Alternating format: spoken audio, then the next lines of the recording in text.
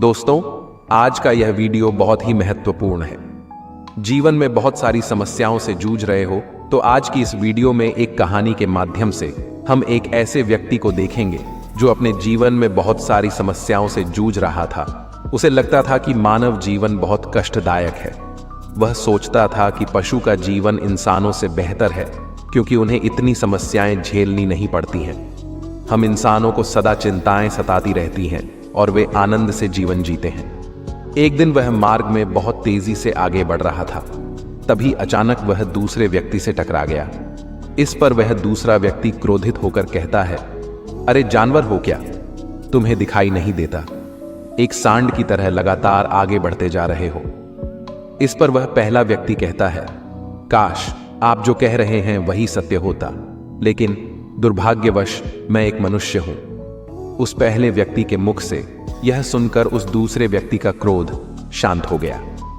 वो उस पहले व्यक्ति से कहता है, लगता है तुम बहुत दुखी हो, वरना सौभाग्य की बात को दुर्भाग्य ना कहते, क्योंकि एक इंसान का जन्म पाना तो बड़े ही सौभाग्य की बात है। मनुष्य का जीवन बड़ी कठिनाइयों से मिलता है और तुम हो कि एक जानवर होना चाहते हो। तभी वह पहला व्यक्ति कहता है, मित्र, क्या आपने कभी किसी जानवर को आत्महत्या करते हुए देखा है?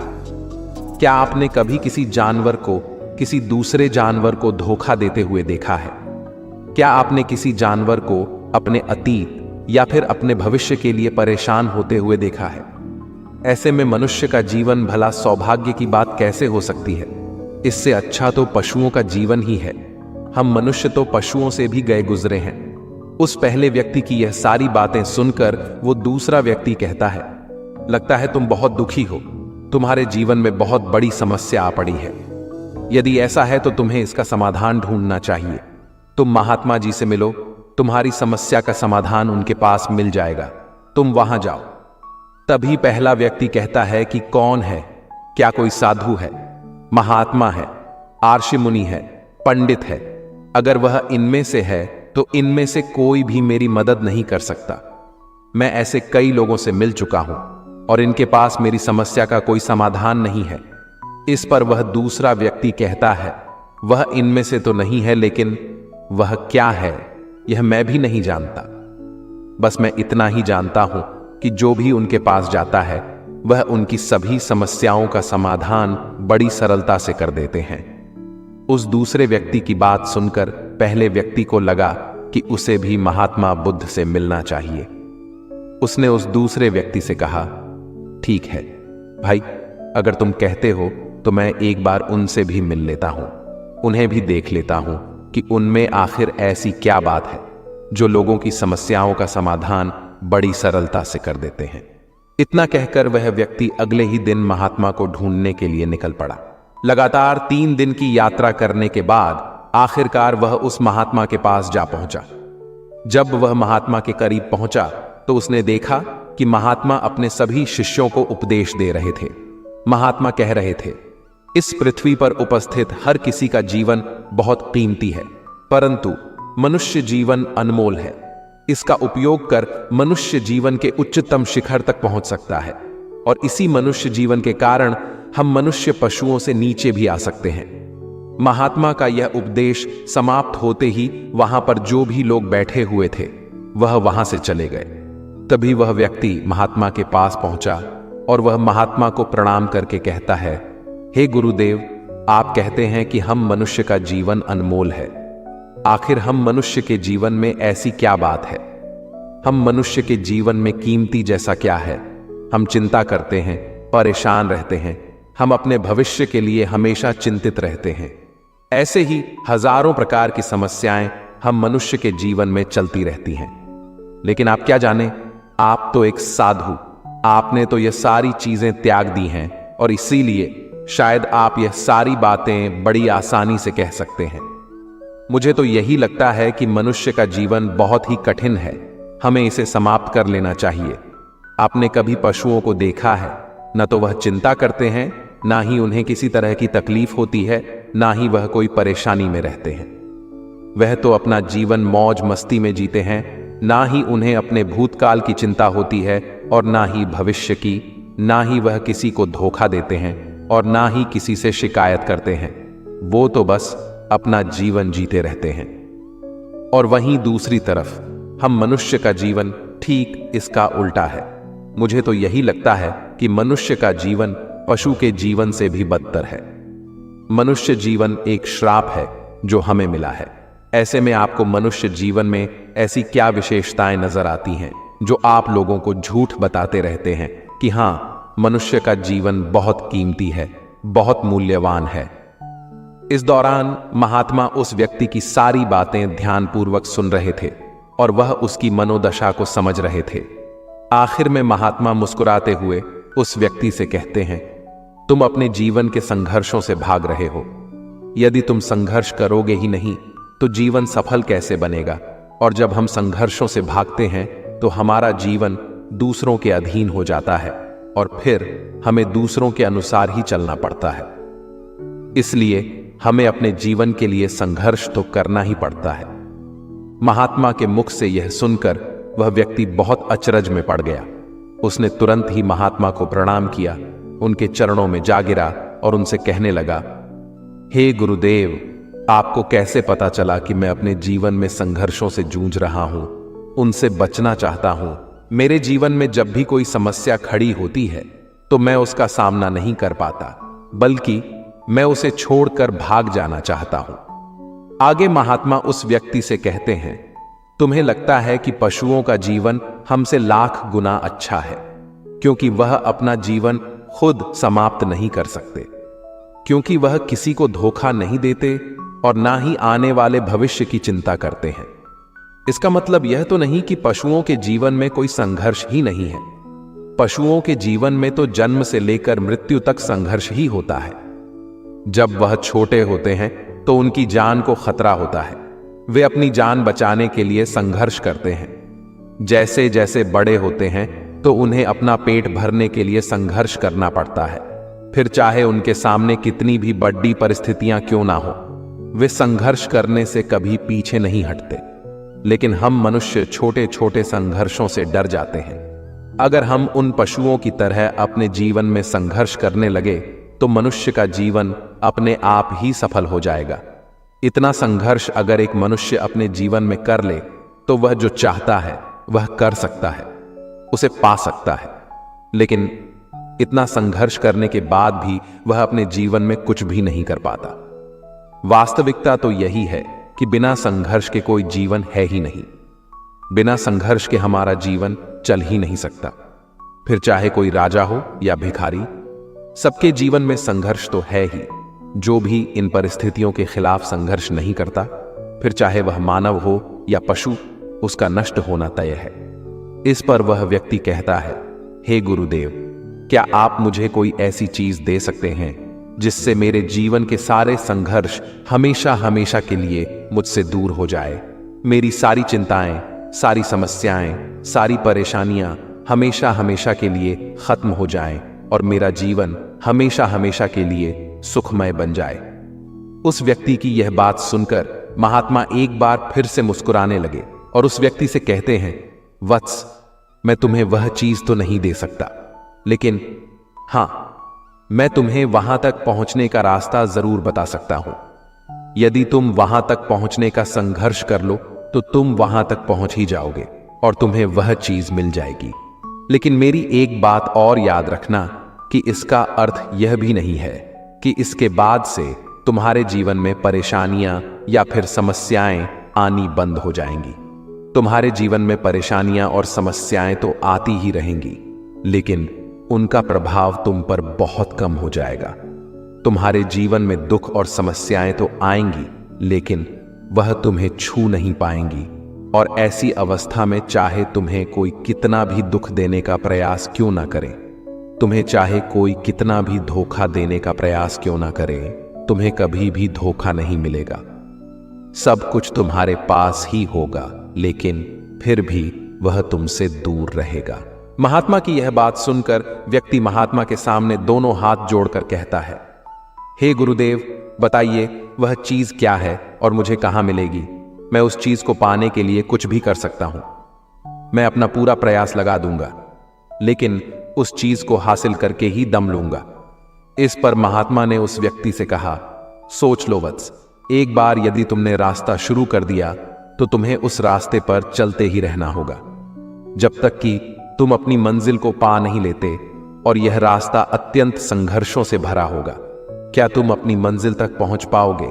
इस पर व्यक्ति कहता है, आप मुझे वह मार्ग बताइए, मैं उस पर चलूंगा, मैं अपनी अंतिम सांस तक संघर्ष करूंगा, लेकिन उस चीज को हासिल करके ही दम लूंगा।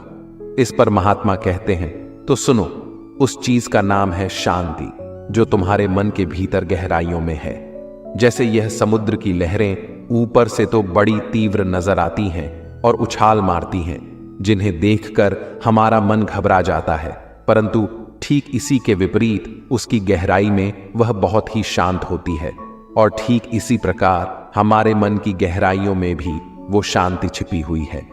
तुम्हें अपने मन की गहराइयों में उस शांति को खोजना होगा, उस शांति के लिए संघर्ष करना होगा, और अगर तुम रास्ते से नहीं भटके तो जैसा मैंने तुम्हें कहा है वह सब तुम्हें मिलेगा जो तुम चाहते हो।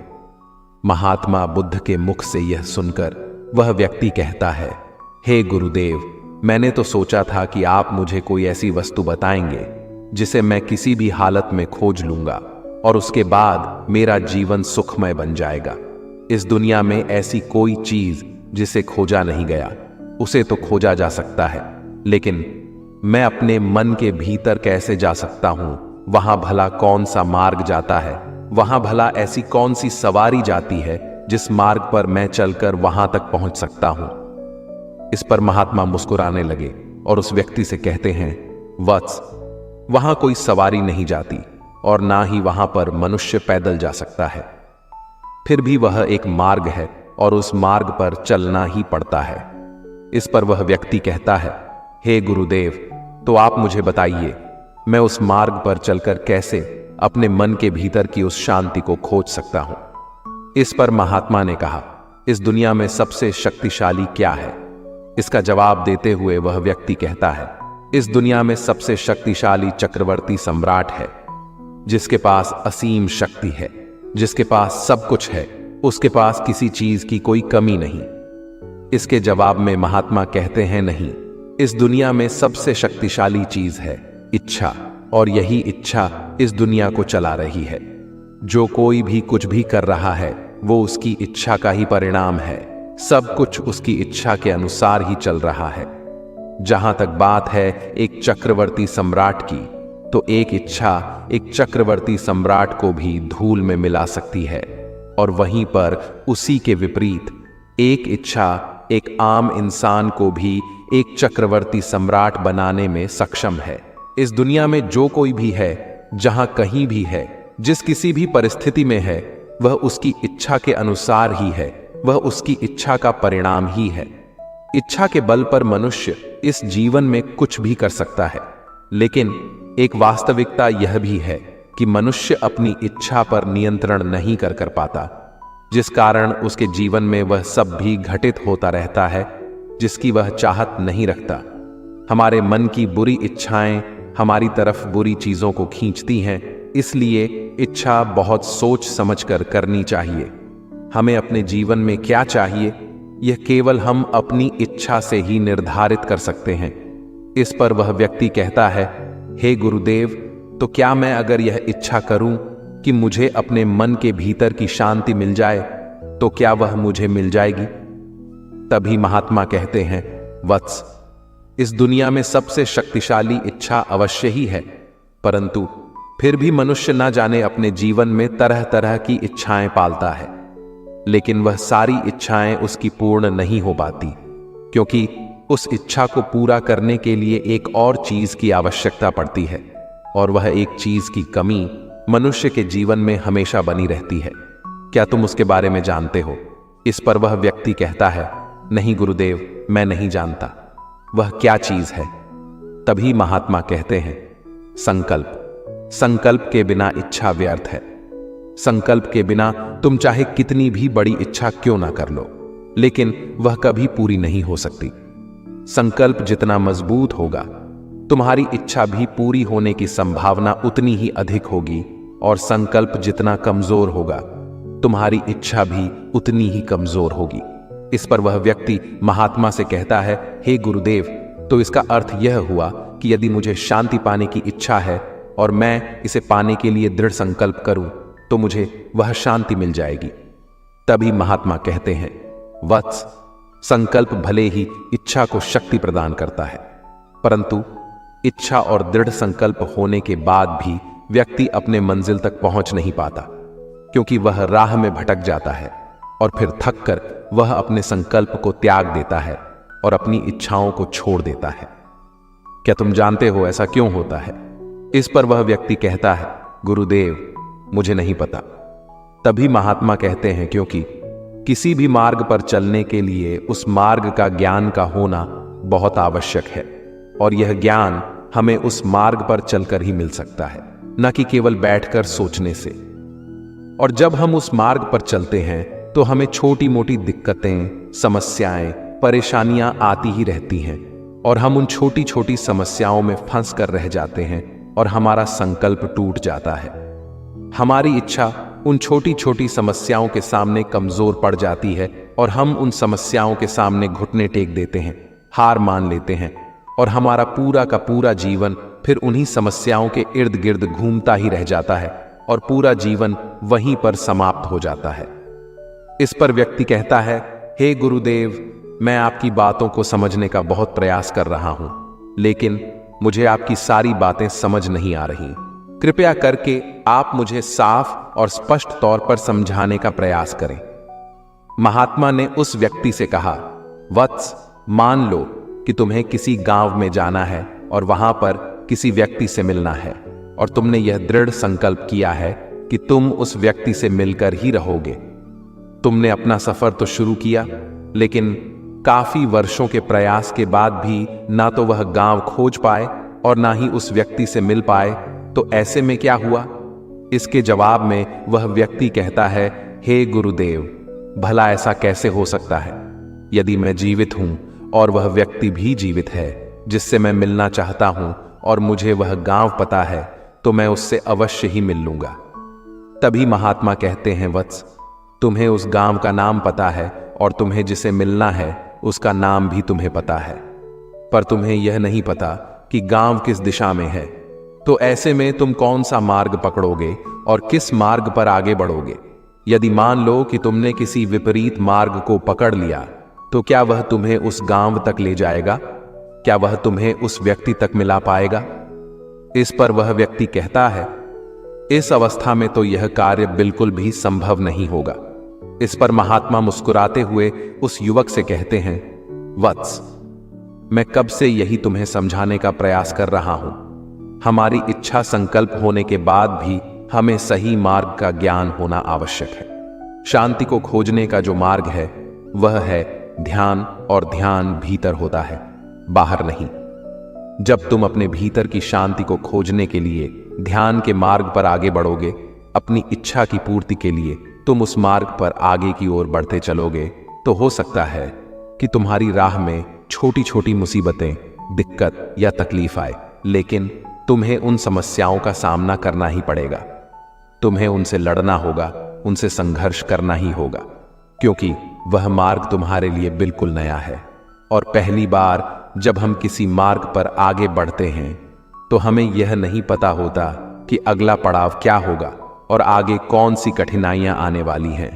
वो तो हमें वहां पर जाने के बाद ही पता चल पाएगा। वहीं दूसरी तरफ जो मनुष्य इन छोटी छोटी दिक्कतों में नहीं फंसता, अपने संकल्प पर दृढ़ बना रहता है, वह अपने जीवन में वह सब कुछ पा लेता है जो वह चाहता है, और अपनी मंजिल पर पहुंचकर उसे असीम शांति भी मिलती है। और जब मनुष्य अपने लक्ष्य को प्राप्त कर ही लेता है, तब उसे और कुछ पाने की इच्छा नहीं रह जाती। इसी प्रकार यदि तुम भी केवल मार्ग पर आगे बढ़ते रहो, तो तुम भी अपने मन के अंतर तक पहुंच जाओगे, और वहां पहुंचने के बाद तुम्हें किसी चीज की कोई आवश्यकता नहीं पड़ेगी। ना ही तुम्हें कोई धोखा दे पाएगा, ना ही तुम्हें कोई लूट पाएगा, और ना ही तुम्हें कोई दुख पहुंचा पाएगा। उस अवस्था में पहुंचने के बाद ना ही कोई मोह, ना ही कोई चिंता, और ना ही कोई समस्या रहेगी। तुम उस परिस्थिति से बड़ी सरलता से निकल पाओगे, और जब तुम अपने मन की उस शांति को प्राप्त कर लोगे, तो तुम एक पशु तो नहीं रहोगे और ना ही एक मनुष्य रहोगे, बल्कि तुम मनुष्य से भी ऊंचा दर्जा प्राप्त कर लोगे और फिर तुम्हें कोई भी दुख कभी छू नहीं पाएगा। तुम्हें किसी चीज की कोई परेशानी नहीं रह जाएगी, ना तो भविष्य की चिंता होगी और ना ही अपने बीते हुए भूतकाल की। तुम तो बस अपनी शांति में मग्न रहोगे। महात्मा की यह बात सुनकर वह व्यक्ति महात्मा के चरणों में गिर पड़ा और महात्मा से कहता है, हे गुरुदेव, आपकी बात सत्य है। मैं आपकी सारी बातें समझ चुका हूं, लेकिन फिर भी मेरे मन में एक दुविधा है। क्या मैं अपने पास कोई ऐसी चीज नहीं रख सकता जिससे मेरे सारे दुख, सारी तकलीफें, सारी कठिनाइयां हमेशा हमेशा के लिए दूर हो जाए? इस पर महात्मा मुस्कुराते हुए कहते हैं, वत्स, यदि तुम बाहरी दुनिया से कुछ अपने पास रखना चाहते हो तो तुम उस शांति को पाने का प्रयास छोड़ ही दो, क्योंकि तुम कुछ ऐसा पाना चाहते हो जिससे तुम्हारी समस्याएं कभी समाप्त नहीं होंगी, बल्कि और बढ़ती चली जाएंगी, क्योंकि तुम्हारी समस्याओं का समाप्त होना संभव ही नहीं हो पाएगा। और जानते हो ऐसा क्यों है? इस पर वह व्यक्ति कहता है, ऐसा क्यों है गुरुदेव? इसका जवाब देते हुए महात्मा कहते हैं, क्योंकि बाहर तो पहले से ही शांति है, चारों ओर केवल शांति ही शांति है। हमें तो बाहर की शांति नजर आती है, लेकिन हमारे भीतर की शांति हमें नजर नहीं आती। और जो शांति हम बाहर की ओर देख रहे हैं वह बाहर नहीं, बल्कि हमारे भीतर ही है। इसलिए जब तक तुम अपने अंदर को ठीक नहीं कर पाओगे, तब तक तुम बाहर कुछ भी नहीं कर सकते।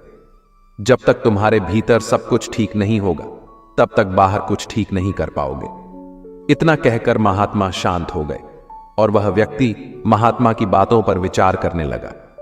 उसके पास महात्मा के बताए गए रास्ते के अलावा और कोई मार्ग भी नहीं था। उसने दृढ़ संकल्प लिया, वह अपने भीतर की उस शांति तक पहुंचकर ही रहेगा। उसने ध्यान के मार्ग को अपनाया और आगे की ओर बढ़ने लगा। अब वह व्यक्ति अपनी मंजिल तक पहुंचता है या नहीं, यह तो उसके संकल्प, उसकी इच्छा शक्ति और उसके मार्ग में लगातार आगे बढ़ने पर निर्भर करता है। उसे यह भी समझ आ गया कि मनुष्य का जीवन पशुओं से बुरा नहीं है, बल्कि उसे जैसा जीवन मिला है वही सही है और उसे वह और बेहतर कर सकता है। यदि आप जीवन की चिंता पर विजय पाना चाहते हैं तो इस लम्हे में जिए, हर सांस में जिए। जो व्यक्ति जितना अधिक सोचता है, चिंता करता है, वह उतना ही दुखी हो जाता है। दुनिया में आज ऐसे लोगों की संख्या बहुत बढ़ गई है जिनकी नींद कम हो गई है।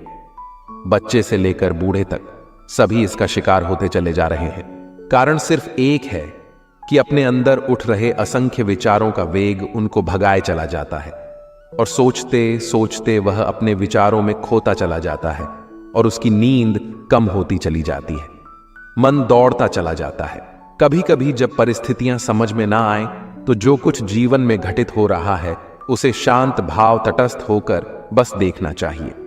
समय आने पर जीवन अपना मार्ग खुद बना लेगा। कठिन परिस्थिति में ही दिमाग को शांत करने की जरूरत पड़ती है। उस समय सारा माहौल विपरीत होता है। आपसे एक सवाल पूछता हूं, अगर अचानक कहीं आग लग जाए तो आप क्या करेंगे, कैसे बुझाएंगे? तो आप कहेंगे कि ऐसी परिस्थितियों के लिए हम पहले से ही इंतजाम करके रखेंगे। आप बिल्कुल सही कह रहे हैं। सभी जगहों पर ऐसी परिस्थितियों से निपटने के लिए कुछ ना कुछ अरेंजमेंट्स पहले से होता है। आपको शायद मेरी यह बात अजीब लग रही होगी, लेकिन इसी में आपके सवाल का जवाब है। जैसे आग लगने पर कुआं नहीं खोद सकते, वैसे ही अचानक मुश्किल हालात आने पर मन को शांत नहीं कर सकते। चाहे उस समय कितनी ही मोटिवेशनल स्पीच सुन लीजिए, वीडियो देख लीजिए, भक्ति भजन कर लीजिए, मन शांत नहीं होगा। अगर पहले से ही मन को सकारात्मक सोच, अध्यात्म और सच्ची भक्ति में लगाया होगा, या फिर मन की तीव्र गति को ध्यान द्वारा साधा होगा, अच्छे लोगों की संगत में रहते होंगे, तभी मन मुश्किल समय में शांत रह सकता है। वरना तो वही पुरानी कहावत कि आग लगने पर कुआं नहीं खोदा जाता। इसलिए जब जीवन में सब कुछ सही चल रहा हो, शारीरिक रूप से भी ठीक हो, तभी से मन को शांति के मार्ग में लगा दो, ताकि मुश्किल समय आने पर दिमागी संतुलन बना रहे और बुरे वक्त को ठीक से मैनेज कर सको। जो लोग कठिन परिस्थिति में हाथ पर हाथ रख कर बैठ जाते हैं, उनका दिमाग शांत नहीं रहता है, वे अपने हालत को बदल नहीं पाते हैं। काम करने से बुरे विचार दिमाग में नहीं आते हैं, बल्कि आप काम करने के फल स्वरूप कुछ पाते हैं। यदि यह बुरा हुआ तो अनुभव मिलता है, वरना सफलता के दर्शन होते देर नहीं लगती। जब हालत विपरीत हो तब आप लंबी गहरी सांस लेने की कोशिश करें। आपका सारा ध्यान आसपास की बुरी बातों से सिमटकर सांसों पर केंद्रित हो जाएगा। आप सिप सिप करके पानी पीने की कोशिश करें। आप खाली ना रहे, कोई मनपसंद काम करें। खाली दिमाग शैतान का घर होता है। समय पर भरोसा रखें। आज तक कोई ऐसी रात नहीं हुई जिसका सवेरा ना हुआ हो। जंगल में लगी बड़ी से बड़ी आग भी एक दिन शांत हो ही जाती है। कुछ न कुछ नया सीखते पढ़ते रहे। यह इन परिस्थितियों के उपहार स्वरूप आपको हमेशा याद रहेगा।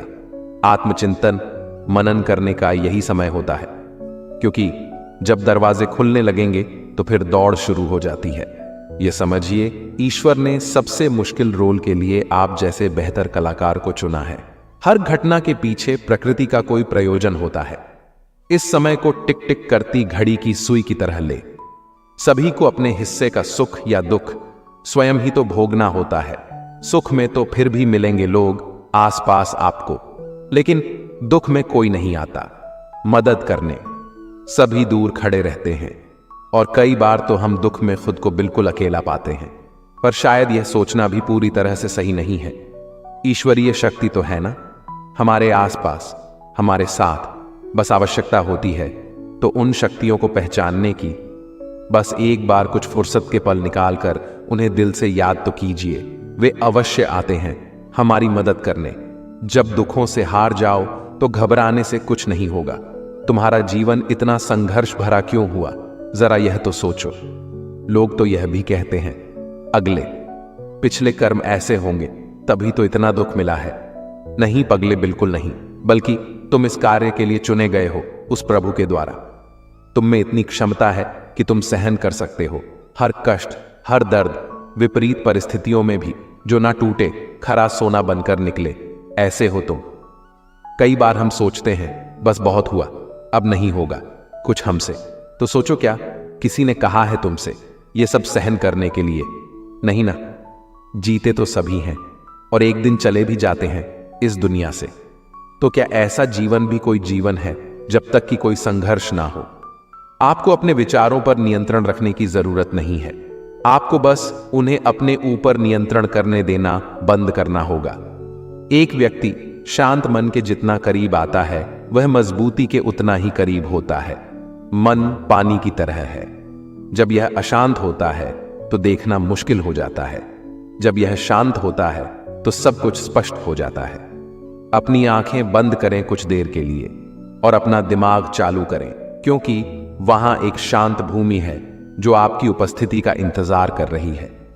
कभी कभी समुद्र के शांत होने की प्रतीक्षा करने का समय नहीं होता है।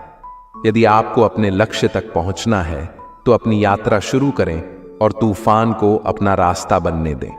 धैर्य प्रतीक्षा करने की क्षमता नहीं है।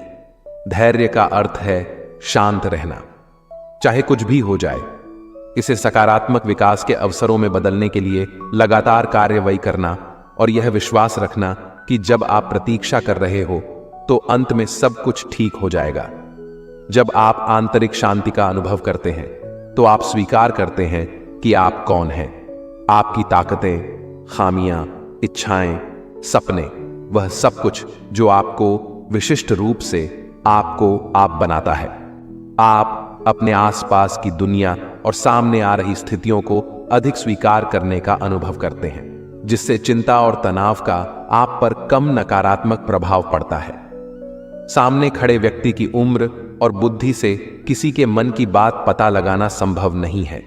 मन की बात सिर्फ प्यार और सहानुभूति से ही जानी जा सकती है। यदि आप पॉजिटिव रहना चाहते हैं तो अपना अधिक समय उन्हीं के साथ बिताएं जो आपको खुश रखते हैं, या फिर उनके साथ जो आपको प्रभावित करें।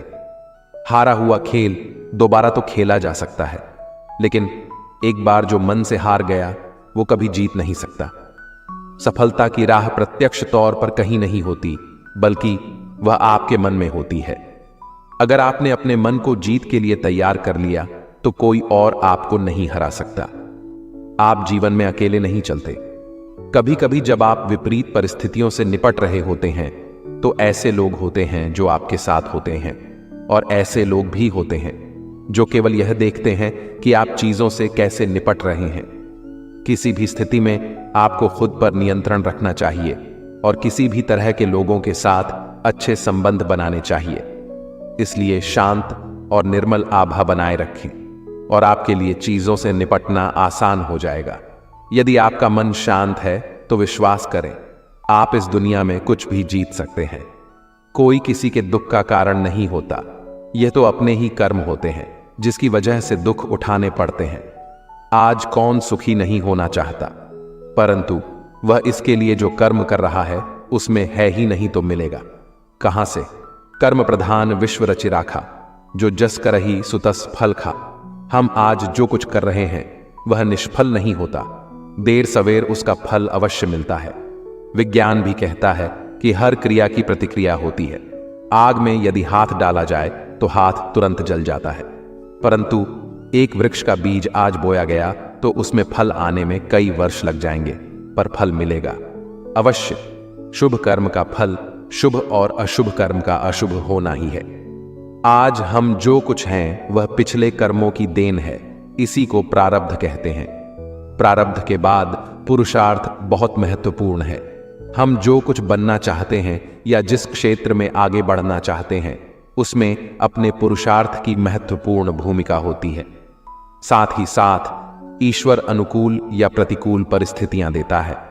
उन परिस्थितियों से अपनी बुद्धि और सामर्थ्य के बल पर निपटना तो आपको ही होगा। दैवीय शक्तियां पुरुषार्थ वालों की ही मददगार होती हैं, निठल्ले आलसी लोगों की नहीं। भगवान पर पूर्ण रूप से विश्वास करके देखिए। श्रद्धा और विश्वास के साथ भगवान से निकटता बढ़ाने पर वे सब जिम्मेदारी स्वयं वहन करते हैं। जीवन यापन की सारी वस्तुएं भगवान द्वारा प्रदत्त हैं, पर आलसी कामचोर उसे नहीं पा सकता। मनुष्य को ईश्वर ने असीमित शक्ति दी है, बुद्धि और पुरुषार्थ दिया है, जिसके बल पर क्या हासिल नहीं किया जा सकता। भय और अतृप्त वासना ही समस्त दुखों की जड़ है। जीवन भर मनुष्य जीविका के प्रपंच में उलझा रहता है। मैं और मेरा, तू और तेरा का जाल बुनकर स्वयं उसी में उलझा हुआ अनेकों प्रकार के अनैतिक कर्मों में लगा रहता है। भविष्य के भय को सोचकर अपना वर्तमान भी बिगाड़ लेता है और श्रेय मार्ग को छोड़कर प्रेय मार्ग का अनुगामी हो जाता, जिसमें दुख के सिवा कुछ है ही नहीं। इस मार्ग पर चलने वाले लोग जीवन की सत्यता मृत्यु को भी नकारने लगते हैं और भविष्य के लिए नैतिक अनैतिक तरीका अपनाकर संग्रह में लगे रहते हैं। लोभ, मोह और स्वार्थ से ऊपर उठे बिना सच्चे सुख की कल्पना नहीं की जा सकती। सच्चा सुख तो त्याग की राह पर चलकर पाया जा सकता है। हमारा सनातन धर्म भौतिक सुख के उपभोग को बुरा नहीं मानता, पर इसका आधार धर्म होना चाहिए। धर्म का आचरण करने से छल, कपट, ईर्ष्या जैसे अनैतिक कर्म में मनुष्य लिप्त नहीं होगा और मेहनत से जो कमाया है उसी को हर इच्छा समझकर संतोष करेगा। संतोष से परम सुख की प्राप्ति होगी। राग, क्रोध, लोभ, मोह यह सभी दुख देने वाले हैं। इनसे हमेशा बचना चाहिए, अन्यथा सुख शांति दूर भागेगी। त्याग और परहित से बढ़कर कोई सुख नहीं है। इसे यथासंभव अपने आचरण में लाना चाहिए।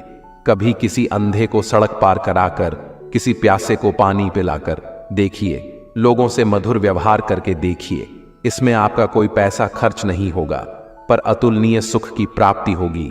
विश्वास करना सीखिए। विश्वास कीजिए कि सारी सृष्टि को रचने वाला परमेश्वर है और हम सभी उसकी संतान हैं। विश्वास किसी तर्क की कसौटी पर नहीं कसा जा सकता। अतः सभी में, चाहे वह इंसान हो, पशु पक्षी हो या पेड़ पौधे हो, सब में ईश्वर का वास मानकर घृणा को त्याग कर प्रेम करना सीखिए। यही सतत सुख शांति की राह है। घर में छोटे मोटे मनमुटाव तो चलते रहते हैं, पर यह कलह के कारण बनकर दुखदायी भी हो जाते हैं। इसका मुख्य कारण है कि हम अध आकार की गांठ तो मजबूती से बांध लेते हैं, पर कर्तव्य की पूरी तरह उपेक्षा करते हैं। अपना कर्तव्य भली भांति निभाते हुए यदि दूसरों की बातों पर गौर पूर्वक विचार किया जाए तो निश्चित लगेगा कि मनमुटाव के अनेक कारण बेसिर पैर के बेतुके ही थे। अहम पालने के बजाय यदि कारणों की तरफ सोचा जाए तो मनमुटाव का प्रश्न ही नहीं होगा। सेवा लेने की बजाय सेवा देने का भाव आपकी खुशी कई गुना बढ़ा देगा। प्रेम और मधुर व्यवहार से मनुष्य क्या, पशु पक्षी भी अपने बन जाते हैं। जीवन का मार्ग टेढ़ा मेढ़ा कांटों से भरा है। जीवन कोई फूलों की सेज नहीं है जो आसानी से पार हो जाए। हमें इसी उतार चढ़ाव के जीवन में स्वयं को कैसे आगे बढ़ाना है, यही विचारणीय है। परिस्थितियां तो आपको हंसाएंगे भी और रुलाएंगे भी, पर अपने संतुलन को नहीं खोना। हर स्थिति परिस्थिति का सामना करते हुए चलते चले जाओ। भगवान कृष्ण ने गीता में यही उपदेश दिए हैं कि विपरीत परिस्थितियों में भी संतुलन बनाकर जीवन के मार्ग पर कैसे बढ़ते जाना है। पहली बात तो यही कि अपने नियमों में दृढ़ बनिए, अनुशासन का पालन कीजिए और छोटी छोटी बातों में उलझ कर समय व्यर्थ नहीं करना। यह समझिए कि जीवन बहुत मूल्यवान है। जो समय निकल गया वह लौट कर नहीं आ सकता। इसलिए व्यर्थ की बातों में अपना समय और शक्ति ना बर्बाद करें। अपने जीवन का कोई एक लक्ष्य निर्धारित कीजिए, क्योंकि लक्ष्यहीन जीवन का कोई मूल्य नहीं। जब आपके सामने कोई लक्ष्य होता है तो व्यक्ति को दिशा भी मिलती है और कुछ करने का उत्साह भी। वैर भाव, ईर्ष्या या क्रोध ऐसे दुर्गुण है जो आपकी प्रगति में बाधक हैं। इन सब से हमें दूर रहना है। यदि आप किसी के साथ वैर भाव या बदला लेने की भावना लेकर चलते हैं तो आप अपनी ऊर्जा का स्वयं ही ह्रास कर रहे होते हैं। दुर्गुणों को एक एक करके बाहर निकालना है और सद्गुणों को अपने अंदर भरते जाना है, क्योंकि बुरी आदतें हमारे अंदर किराएदार बनकर आती हैं और फिर मालिक बनकर बैठ जाती हैं, जो दुख और अशांति का कारण बनती हैं। अपने स्वभाव को और आदतों को लगातार चेक करते रहिए कि कहीं मैं गलत दिशा में तो नहीं जा रहा। आत्मचिंतन ही एक ऐसा आईना है जो आपको आपकी बुराइयों से अवगत कराता है, क्योंकि किसी के कहने से आप नहीं मानेंगे। स्वयं का निरीक्षण करते रहिए और धीरे धीरे अपने व्यक्तित्व को निखारते रहिए। अध्यात्म से जुड़कर आप अपने को बहुत ऊंचा उठा सकते हो, क्योंकि जिस व्यक्ति के जीवन में धर्म नहीं, भक्ति नहीं, वह तो पशु है। अपने जीवन को संतुलित करना, नियमों से बांधना, आध्यात्मिक होना, ध्यान और हर चीज के लिए समय निर्धारित करके चलना, मन में नकारात्मक विचारों को न आने देना, इन सब शुभ कर्मों को ही अपनी ओर आमंत्रित कीजिए। यही शांति का मूल मंत्र है। सनातन धर्म में कर्म कार्य कारण के सिद्धांत से जुड़ा हुआ है। कर्म का अर्थ है कोई कार्य या क्रिया जिसके आधार पर अन्य प्रतिक्रियाएं या परिणाम निकलते हैं। मनुष्य के अच्छे कर्म का अच्छा प्रभाव और उसके बुरे कर्म का बुरा प्रभाव देते हुए पूर्व जन्मों का एक चक्र बन जाता है, क्योंकि कुछ कर्म ऐसे होते हैं जिनका भुगतान उस जन्म में नहीं होता। इस तरह इस चक्र में अगले जन्म में उन कर्मों का फल भुगतना ही होता है। वहीं कार्य कारण सिद्धांत का संबंध न केवल भौतिक युग से होता है, बल्कि हमारे द्वारा किए जा रहे कार्यों, सोचे जा रहे विचारों, कहे जा रहे शब्दों तक पर यह लागू होता है। कई बार हम कुछ ऐसे कार्य करते हैं जो हम करना नहीं चाहते, पर वह पूर्व जन्म के कर्म के आधार पर निश्चित होते हैं, जिस कारणवश वह कार्य किसी न किसी माध्यम से पूर्ण हो ही जाता है। जैसे ही पूर्व जन्म का हमारा चक्र समाप्त हो जाता है, व्यक्ति को उसी समय मोक्ष की प्राप्ति हो जाती है। हमारे शास्त्रों में इस बात का उल्लेख मिलता है कि 84 लाख योनियों के बाद मनुष्य का जन्म प्राप्त होता है। साथ ही यह भी विशेष रूप से वर्णित किया गया है कि केवल मनुष्य योनि में ही जन्म और मृत्यु के चक्र से मुक्ति पाई जा सकती है। मनुष्य के कर्म का फल उसकी परिस्थिति और दैवीय शक्तियों द्वारा निर्धारित होता है। ऐसा कहा जाता है कि यदि अच्छे कर्म बुरे कर्म की तुलना में अधिक है तो बुरे कर्मों का फल इसी जन्म में और अच्छे कर्मों का फल अगले जन्म में मिलना निर्धारित होगा। इसी तरह यदि मनुष्य द्वारा किए गए कर्म में बुरे कर्म अच्छे कर्मों की तुलना में अधिक है तो इस जन्म में अच्छे कर्म भोगने होंगे, जबकि बुरे कर्मों को भोगने के लिए अगला जन्म निर्धारित होगा। मनुष्य को कौन कौन से कर्म करने चाहिए? मनुष्य को अपने घर परिवार की आवश्यकताओं का ध्यान रखना चाहिए, अधिक पैसा होने के बावजूद जरूरत पड़ने पर उसे संभाल रखना भी बुरा कर्म बताया गया है। उस धन का इस्तेमाल मुसीबत के समय अवश्य करें। धन बचाने के लालच में ना पड़े, अपनी आय से अधिक खर्च ना करें और अपने सामर्थ्य के अनुसार ही दान पुण्य करें। हमेशा अच्छे लोगों की संगत में रहे और दुष्ट, छल, कपटी की संगति से खुद को बचा कर रखें। बुरी संगति हमें अक्सर बुरे परिणाम ही देती है।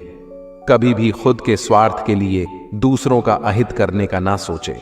शास्त्रों में इस बात का उल्लेख किया गया है कि जो जैसा बोता है उसे वैसा ही आगे चलकर काटना भी पड़ता है। कभी किसी व्यक्ति से छल से छीनने का प्रयास ना करें, इससे किए गए सभी पुण्य नष्ट हो जाते हैं और आप पाप के भागीदार बन जाते हैं। गरुड़ पुराण में इस बात का उल्लेख मिलता है कि किसी भी मनुष्य द्वारा किए गए बुरे कर्मों का परिणाम उसके जन्म से लेकर मृत्यु और उसके बाद तक दुखों का कारण बनता है। वह अपनी हर अवस्था में दुख भोगता है। अच्छे कर्म के बनने से पहले हमें इस पर ध्यान देने की जरूरत है कि आखिर अच्छे कर्मों के बनने का सबसे पहला पड़ाव क्या है। मनुष्य के द्वारा किए जाने वाले सभी कर्म उसके विचारों से निर्मित होते हैं। हमारी सकारात्मक या नकारात्मक सोच विचारों को जन्म देती है और वही विचार कर्म बनते हैं। इस तरह सोच सकारात्मक होने पर ही अच्छे कर्मों का निर्धारण हो सकता है। अच्छे कर्म को करने के लिए हमारे आसपास का वातावरण बहुत अधिक जिम्मेदार होता है। कहा भी जाता है कि जैसा वातावरण वैसे हम, इसलिए कोशिश करें कि अपने घर का वातावरण और शरीर का आभा मंडल सकारात्मक बनाए रखें। मृत्यु के पश्चात हमारे भीतर संग्रहित हुए कुछ कर्म अगले जन्म में चले आते हैं, उसे प्रारब्ध कहते हैं। सनातन धर्म में 3 प्रकार के प्रारब्ध का उल्लेख किया गया है। मंद प्रारब्ध, जिसे वैदिक पुरुषार्थ के द्वारा बदला जा सकता है। तीव्र प्रारब्ध हमारे पुरुषार्थ और संतों के पुरुषार्थ से बदल सकता है। तीव्र प्रारब्ध अपरिवर्तनीय है, क्योंकि इसमें जो होना है वह होकर ही रहेगा। संसार में सबसे बड़ा पाप क्या है? संसार में सबसे बड़ा पाप स्त्री का अपमान करना बताया गया है।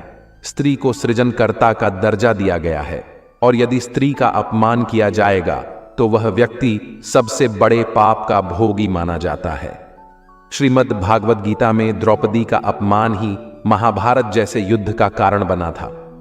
पुण्य किसी के द्वारा निस्वार्थ भाव से की गई सहायता और सकारात्मक विचार है। द्वेष भावना, लोभ, लालच और अहंकार को अपने ऊपर हावी न होने देना, जबकि पाप में इन सभी के द्वारा किए गए कर्मों का परिणाम शामिल है। लाज कर्म धर्म का मूल अंश है। कर्म के अभाव में धर्म संभव नहीं है। धर्म के नियम के अनुसार सकाम व पुण्य कर्म करने चाहिए, जिससे सुख और खुशी की प्राप्ति होती है। मनुष्य का सबसे बड़ा कर्म क्या है? दान ही सबसे बड़ा कर्म है। सबसे अच्छा कर्म कौन सा है? अकर्ता भाव से किया गया कोई भी कर्म ही सबसे उत्तम कर्म है। कर्ता भाव से किया गया कोई भी अच्छा कर्म अच्छा तो है, पर उत्तम नहीं है। गीता में कर्म क्या है? गीता के अनुसार जो कर्म निष्काम भाव से ईश्वर के लिए किए जाते हैं वे बंधन नहीं उत्पन्न करते, वे मोक्ष रूप परम पद की प्राप्ति में सहायक होते हैं। इस प्रकार कर्म फल तथा आसक्ति से रहित होकर ईश्वर के लिए कर्म करना वास्तविक रूप से कर्म योग है और इसका अनुसरण करने से मनुष्य को अभ्युदय की प्राप्ति होती है। जो भी व्यक्ति अपने गुजरे हुए कल या आने वाले कल में जीता है, उसके विषय में ही सोचता रहता है, वह जिंदगी में कभी खुश नहीं रह सकता। देखा जाए तो बीते हुए कल और आने वाला कल का कोई अस्तित्व ही नहीं है, वह केवल आपकी सोच में विद्यमान है। अपने मन को सदा ऐसे शिक्षित करो कि आप अपने आज के आनंद में जी सको, अपने प्रत्येक पल का मौज ले सको। जो आपके साथ गलत करते हैं उसका विरोध जरूर करें। अगर आप सामने वाले का गलत व्यवहार सहते रहेंगे तो वह आपके साथ गलत करता ही रहेगा। जब अर्जुन ने भगवान कृष्ण से कहा कि जिनसे मैं युद्ध करने जा रहा हूं वह मेरे भाई और गुरुजन हैं और मेरे अंदर उनके साथ युद्ध करने का साहस नहीं है, तो कृष्ण भगवान ने अर्जुन को जागृत किया कि जिन्हें तू अपना मान रहा है वह सब पाप के पक्ष में खड़े हैं। और अगर तू इनसे युद्ध नहीं करेगा तो समाज में पाप बढ़ जाएगा, क्योंकि जब गलत का कोई विरोध नहीं करता है तो सामने वाला, जब आप उसके द्वारा किए गए अधर्म को रोक लेते हैं, उसका विरोध करते हैं, तब वह अपनी सीमा में रहना सीख जाता है। यह कलयुग है। अगर आप खुश रहना चाहते हैं तो आपको अपनी रक्षा खुद करनी होगी। रिश्ते हमें दुख नहीं देते हैं, पर उनके प्रति हमारा मोह हमें दुख देता है। आज से ही अपने मोह को छोड़कर प्रेम का सबक पक्का करें। मोह अपेक्षाओं से जुड़ा है, जबकि प्रेम केवल देना जानता है। मोह एक दो के लिए होता है, जिन्हें हम अपना मानते हैं। प्रेम सबके लिए होता है। मोह से कमजोरी पैदा होती है, इसके विपरीत प्रेम से ताकत महसूस होती है। मोह में इंसान एक दूसरे को बांधने की कोशिश करता है, जबकि प्रेम एक दूसरे को फ्रीडम देता है। भगवत गीता हमें सिखाती है कि हमें सदैव अच्छे कर्म करने चाहिए। परमात्मा की प्रकृति में इंसाफ अवश्य होता है। आपके द्वारा किए गए अच्छे कर्म आपको मुश्किल वक्त में परेशानी से बचाते हैं। इसी तरह आपके द्वारा किए गए गलत कर्म की सजा भी आपको जरूर मिलती है। भगवत गीता में श्री कृष्ण ने अर्जुन को यही सिखाया है कि क्षत्रिय होने के नाते जो तेरा कर्तव्य है, जो तेरे लिए सही है, वही काम कर। दुनिया के लोग ज्ञान और अज्ञान दोनों से चलते हैं, इसीलिए तू दुनिया का अनुसरण न कर, बल्कि सत्य का अनुसरण कर। तेरा धर्म, तेरा कर्म यही है कि तू अधर्म का नाश कर और धर्म की रक्षा कर। ऐसे ही हर इंसान का अलग अलग कर्तव्य होता है। हम कभी भी कुछ भी इसलिए ना करें कि सब लोग यही करते हैं। अगर आप भी वही करोगे जो सारी भीड़ कर रही है, तो आप उस भीड़ में कहीं खो जाओगे। लेकिन अगर आप विचार करके वह काम करोगे जो आपके लिए सही है, जिसकी आप में प्रतिभा है, तो सारी भीड़ में भी आप अलग नजर आओगे। इस बात का हम सदा विश्वास रखें कि जो चीज हमारी है वह कहीं ना कहीं से हमारे पास अवश्य पहुंच जाएगी। और जिंदगी में जो कुछ भी आपको हासिल नहीं हुआ है, उसका पछतावा करना और उसके लिए रोना छोड़ दो। प्रयास करना मनुष्य के हाथ में है, पर उसका फल उसके हाथ में नहीं है।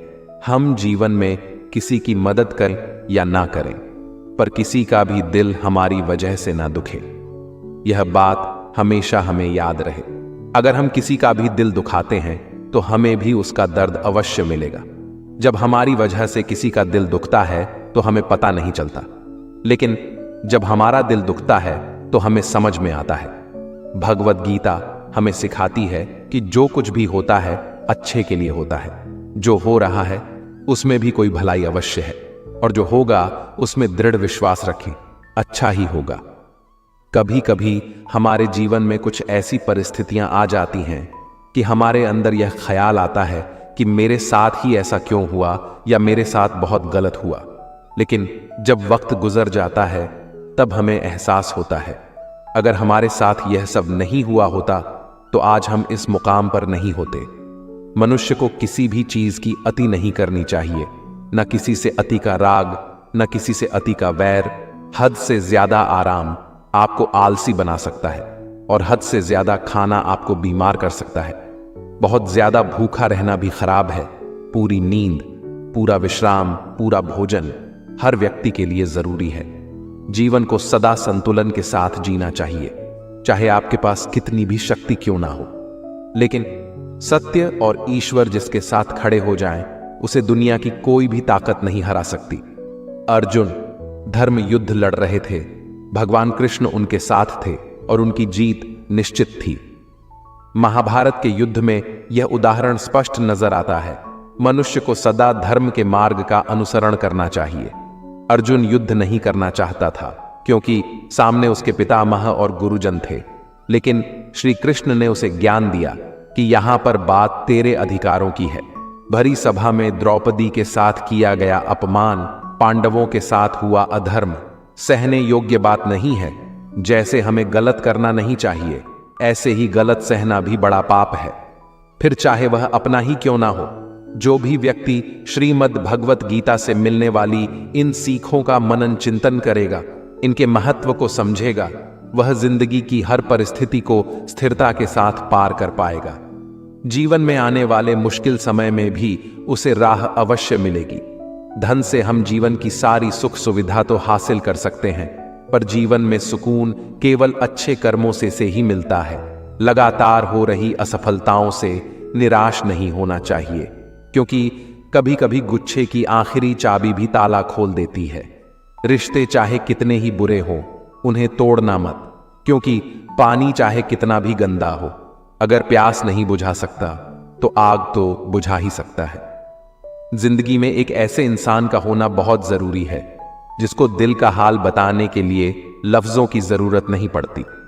ईश्वर से कुछ मांगने पर ना मिले तो उससे नाराज ना होना, क्योंकि ईश्वर वह नहीं देता जो आपको अच्छा लगता है, बल्कि वो देता है जो आपके लिए अच्छा होता है। जिनसे कोई उम्मीद नहीं होती, अक्सर वही लोग बुरे वक्त में साथ निभा जाते हैं। ज्यादा अच्छा होना भी गुनाह है, पता ही नहीं चलता लोग कद्र कर रहे हैं या इस्तेमाल। जब किसी के नाम को बार बार पुकारा जाता है तो उसे मुड़कर देखना ही पड़ता है कि कौन उसे बुला रहा है। उसी प्रकार जब ईश्वर के नाम का स्मरण निरंतर किया जाता है तो ईश्वर उनकी पुकार जरूर सुनते हैं। इतना मत बोलिए कि लोग चुप होने का इंतजार करें, बल्कि इतना बोलकर चुप हो जाइए कि लोग आपके दोबारा बोलने का इंतजार करें। मुस्कुराओ, क्या गम है, जिंदगी में टेंशन किसको कम है। अच्छा या बुरा तो केवल भ्रम है, जिंदगी का नाम ही कभी खुशी कभी गम है। शेर की एक सीख हमेशा याद रखना, जंगल की अर्थव्यवस्था चाहे कैसी भी क्यों ना हो, मैं घास नहीं खाऊंगा, यह मेरा घमंड नहीं बल्कि मेरी सच्चाई है, क्योंकि मैं जानता हूं मैं कौन हूं। खराब परिस्थिति देखकर कभी हार ना माने, भगवान पर यकीन रखकर मेहनत करते रहे, क्योंकि भगवान ने आपको जीतने के लिए भेजा है और आपको हर हाल में जीत कर दिखाना है। ज्यादा बातें करता है लेकिन तोता उड़ान छोटी भरता है, शांत रहकर बाज बादलों से भी ऊंचा उड़ता है। इससे हमें यह सीख मिलती है, ज्यादा बोलने वाले कुछ नहीं कर पाते और जिन्हें कुछ करना होता है वह शांत रहकर लाइफ में बहुत कुछ कर जाते हैं। शेर खुद से 10 गुना बड़े और ताकतवर हाथी को मार गिराता है। हाथी की ताकत जानते हुए भी शेर का एटीट्यूड उससे कहता है कि मैं हाथी को मार सकता है, और दूसरी तरफ हाथी ताकतवर होने के बावजूद शेर को देखकर यह सोचता है कि मैं इसका मुकाबला नहीं कर पाऊंगा। जंगल में शेर से ज्यादा ताकतवर जानवर मौजूद है, लेकिन फिर भी शेर ही राजा कहलाता है। शेर अपने कॉन्फिडेंस और लड़ने के एटीट्यूड की वजह से जंगल पर राज करता है, और बाकी जानवर खुद को कमजोर और शेर को ताकतवर समझने की वजह से शेर से नहीं जीत पाते। याद रखें, अगर आप में अपने काम को लेकर यह एटीट्यूड और कॉन्फिडेंस है कि मैं इसे कर ही लूंगा, तो आपको दुनिया की कोई भी ताकत जीतने से नहीं रोक सकती। कोई इंसान आपसे बहुत गुस्सा है तो आपको उसे अपने ऊपर गुस्सा हो लेने दीजिए और आप उसकी गुस्से वाली बात को मत काटें। थोड़ी देर बाद वह खुद शांत हो जाएगा। अगर वास्तव में आपकी गलती है तो सॉरी भी बोल दें।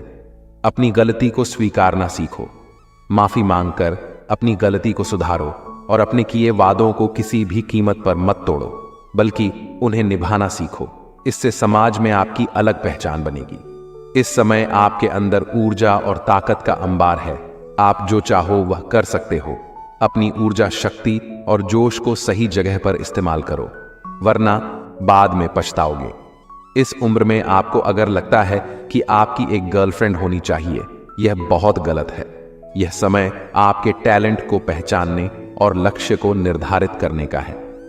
इसे पहचानो, क्योंकि आज से कुछ सालों के बाद आपको इस बात से सम्मान मिलेगा कि आप क्या काम करते हो, न कि आपके पास गर्लफ्रेंड है या नहीं। हर व्यक्ति के अंदर महान बनने का एक बीज सोया हुआ है, जिसे अगर जगा दिया जाए और काम पर लगा दिया जाए तो यह आपको उन ऊंचाइयों तक ले जाएगा जहां तक पहुंचने की आपने कभी आशा भी नहीं की होगी। बस शर्त यही है कि इस सोए हुए बीज को खुद ही उठाना पड़ता है। खुश रहने वाले लोग दिखावा नहीं करते, कम बात करते हैं। रोज कुछ सीखना, दूसरों की मदद करना, ज्यादा हंसना, बकवास को नजरअंदाज करना, बातचीत करते वक्त हंसने की बजाय मुस्कुराना ज्यादा बेहतर होता है। इससे सामने वाला आपको जज नहीं कर पाता और उसे आप हमेशा एक रहस्यमय इंसान लगते हैं। याद रखना, जितनी आप मेहनत करते हो, सही समय आने पर आपको उसका रिजल्ट मिलने से कोई नहीं रोक सकता। बस आप थक कर मेहनत करना बंद मत करना। जीवन का सबसे कठिन समय तब आता है जब सच जानते हुए भी अपनों की खुशी के लिए हमें मजबूरी में गलत डिसीजन के लिए राजी होना पड़ता है। कुदरत अच्छे लोगों को सबसे ज्यादा दुख देती है ताकि वह जीवन और लोगों को पहचान पाए। दुखी व्यक्ति साधारण जीवन से बोर हो जाता है और वहीं से फिर उसके कुछ बड़ा करने की शुरुआत होती है। अगर आप अपने दुख दूसरों से शेयर नहीं करते हैं तो समझ जाएं आपने जीवन जीना सीख लिया है, क्योंकि समझदार लोग यह जल्दी समझ जाते हैं कि दूसरों को अपना दुख बताने से कोई फायदा नहीं है। अपना दुख खुद को ही सहना पड़ता है। कोई भी आपकी मदद नहीं कर सकता। जिस तरह लोग मरे हुए व्यक्ति को कंधा देना पुण्य समझते हैं, उसी तरह यदि जिंदा इंसान को सहारा देना पुण्य समझने लगे, उस दिन हर किसी की जिंदगी आसान हो जाएगी। जब तक कोई मुकाम हासिल ना करोगे, लोगों से प्यार और इज्जत की उम्मीद मत करो। जो अपनी इज्जत नहीं करता, खुद को किसी काबिल नहीं बनाता, उसे कहीं इज्जत नहीं मिलती। मान लीजिए आप बस से कहीं जा रहे हैं और रास्ते में वह बस खराब हो गई और उसे बनने में 1 दिन का वक्त लगेगा। ऐसे हाल में आप क्या करोगे? आप वहां बैठकर इंतजार करोगे? नहीं, आप दूसरी बस लोगे और वहां से उसी वक्त निकल जाओगे।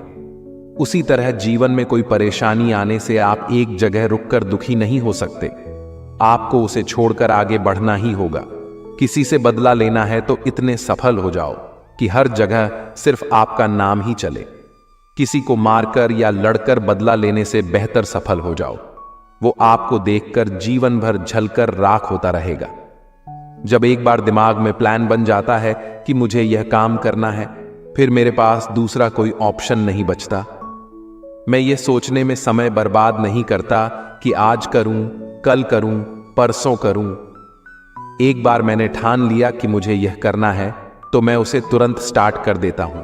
समय रहते सपनों को पूरे नहीं कर पाओगे तो जीते जी मर जाओगे। समय को जब आप अपने हिसाब से रखते हो तब समय आपको सुख देता है, और जब समय आपको अपने अनुसार रखता है तो समय आपको दुख देता है।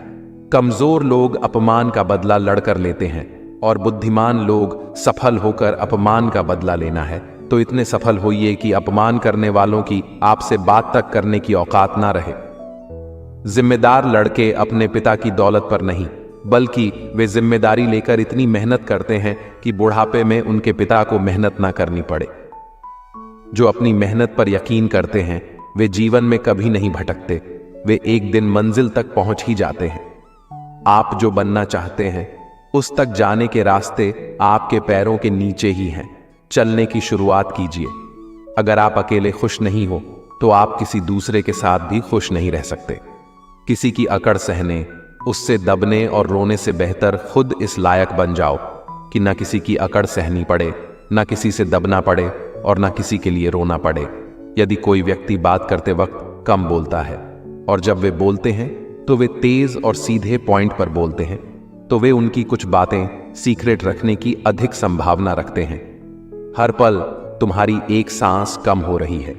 कोई उसे जी लेता है, कोई उसे काट लेता है। जीवन सिर्फ एक सांस है, इसे इसकी पूर्णता में जी लो। आप जीवन काटने नहीं जीने आए हो। सच्चा प्यार और सच्चे कपल वो होते हैं जो एक दूसरे का करियर बनाने में मदद करते हैं, एक दूसरे का जीवन बर्बाद करने में नहीं। अगर आप किसी चीज को उसके मालिक के रूप में देखते हैं तो उस चीज को खरीदने की संभावना बढ़ जाती है। किसी चीज को पाने के लिए मेहनत इस हद तक कीजिए कि किस्मत भी बोल पड़े, यह चीज तेरे लिए ही बनी है। तुम्हें अब उसका दिल नहीं, बल्कि यह पूरी दुनिया जीतनी है। उसने किस हीरे को गंवाया है, यह बात सबके सामने प्रूफ करनी है। जो लोग काम करते हुए संगीत सुनते हैं, उन लोगों पर काम के दबाव का असर कम होता है। साथ ही यह भी देखा गया कि इन लोगों का बिहेवियर अपने साथी लोगों के साथ सकारात्मक रहता है। आधे से ज्यादा लोग इस दुनिया में खुश नहीं हैं। उसका कारण यह है कि लोगों का अपनी बुरी आदतों पर कंट्रोल नहीं है। सही गलत सबको पता है, लेकिन लोग जीवन में एक्शन लेने से डरते हैं, बदलाव लाने से डरते हैं और अपनी बुरी आदतों को छोड़ने से डरते हैं। अंत में यह लोग रोते हैं क्योंकि इनकी बुरी आदतें इनका जीवन बर्बाद कर देती हैं। जब दिल टूटता है तो कुछ लोग नया रिलेशन बनाने की तैयारी करते हैं और कुछ लोग अपनी तकदीर बनाने की तैयारी करते हैं। अगर आप 24 घंटे किसी के लिए अवेलेबल रहोगे तो यकीन मानो वह एक दिन आपकी कद्र करना बंद कर देगा। दुनिया में आए और चले गए, ऐसा जीवन मुझे नहीं चाहिए। अगर आया हूं तो कुछ न कुछ तो बेहतर करके जाऊंगा ही। एक बार श्री राम ने कहा कि लक्ष्मण, मेरे और सीता के बीच एक विवाद हो गया है, तुम न्याय करो। लक्ष्मण जी मान गए। श्री राम ने कहा, मैं कहता हूं कि मेरे चरण सुंदर हैं, सीता कहती है कि उनके चरण सुंदर हैं। तुम दोनों के चरणों की पूजा करते हो, अब तुम ही फैसला करो कि किसके चरण सुंदर हैं। लक्ष्मण जी बोले, आप मुझे इस धर्म संकट में मत डालिए। तब श्री राम ने समझाया, तुम बैरागी हो, निर्भय होकर कहो किसके चरण सुंदर है। राम के चरणों को दिखाते हुए लक्ष्मण जी बोले कि माता, इन चरणों से आपके चरण सुंदर हैं, माता सीता खुश। इस पर लक्ष्मण जी बोले, माता अधिक खुश मत होना, भगवान राम के चरण हैं, तभी आपके चरणों की कीमत है। अब राम जी खुश हो गए। तब लक्ष्मण जी फिर बोले, आप दोनों को खुश होने की जरूरत नहीं, आप दोनों के चरणों के अलावा भी एक चरण है जिसके कारण ही आपके चरणों की पूजा होती है, यानी आचरण। आपके चरण सुंदर हैं तो उसका कारण आपका महान आचरण है। व्यक्ति का आचरण अच्छा हो तो उसका तन और मन दोनों ही सुंदर होते हैं और वह संसार में अपने नाम की अमिट छाप छोड़ जाता है। जीवन अनंत नहीं है, छोटा है, लघुकालीन है। हम हमेशा नहीं रहने वाले। कितने ही लोग थे हमसे बड़े और हमसे छोटे भी, जिन्हें हम बचपन से अब तक अपनी यात्रा में जानते थे, हमारे साथ ही थे, लेकिन वे चले गए। उनकी ही तरह हम भी एक दिन नहीं रहेंगे।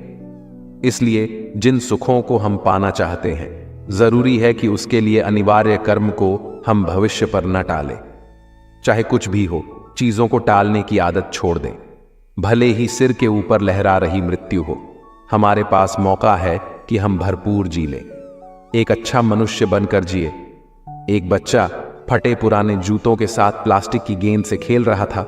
लोगों को उसके जूते देखकर बहुत दहक हुआ।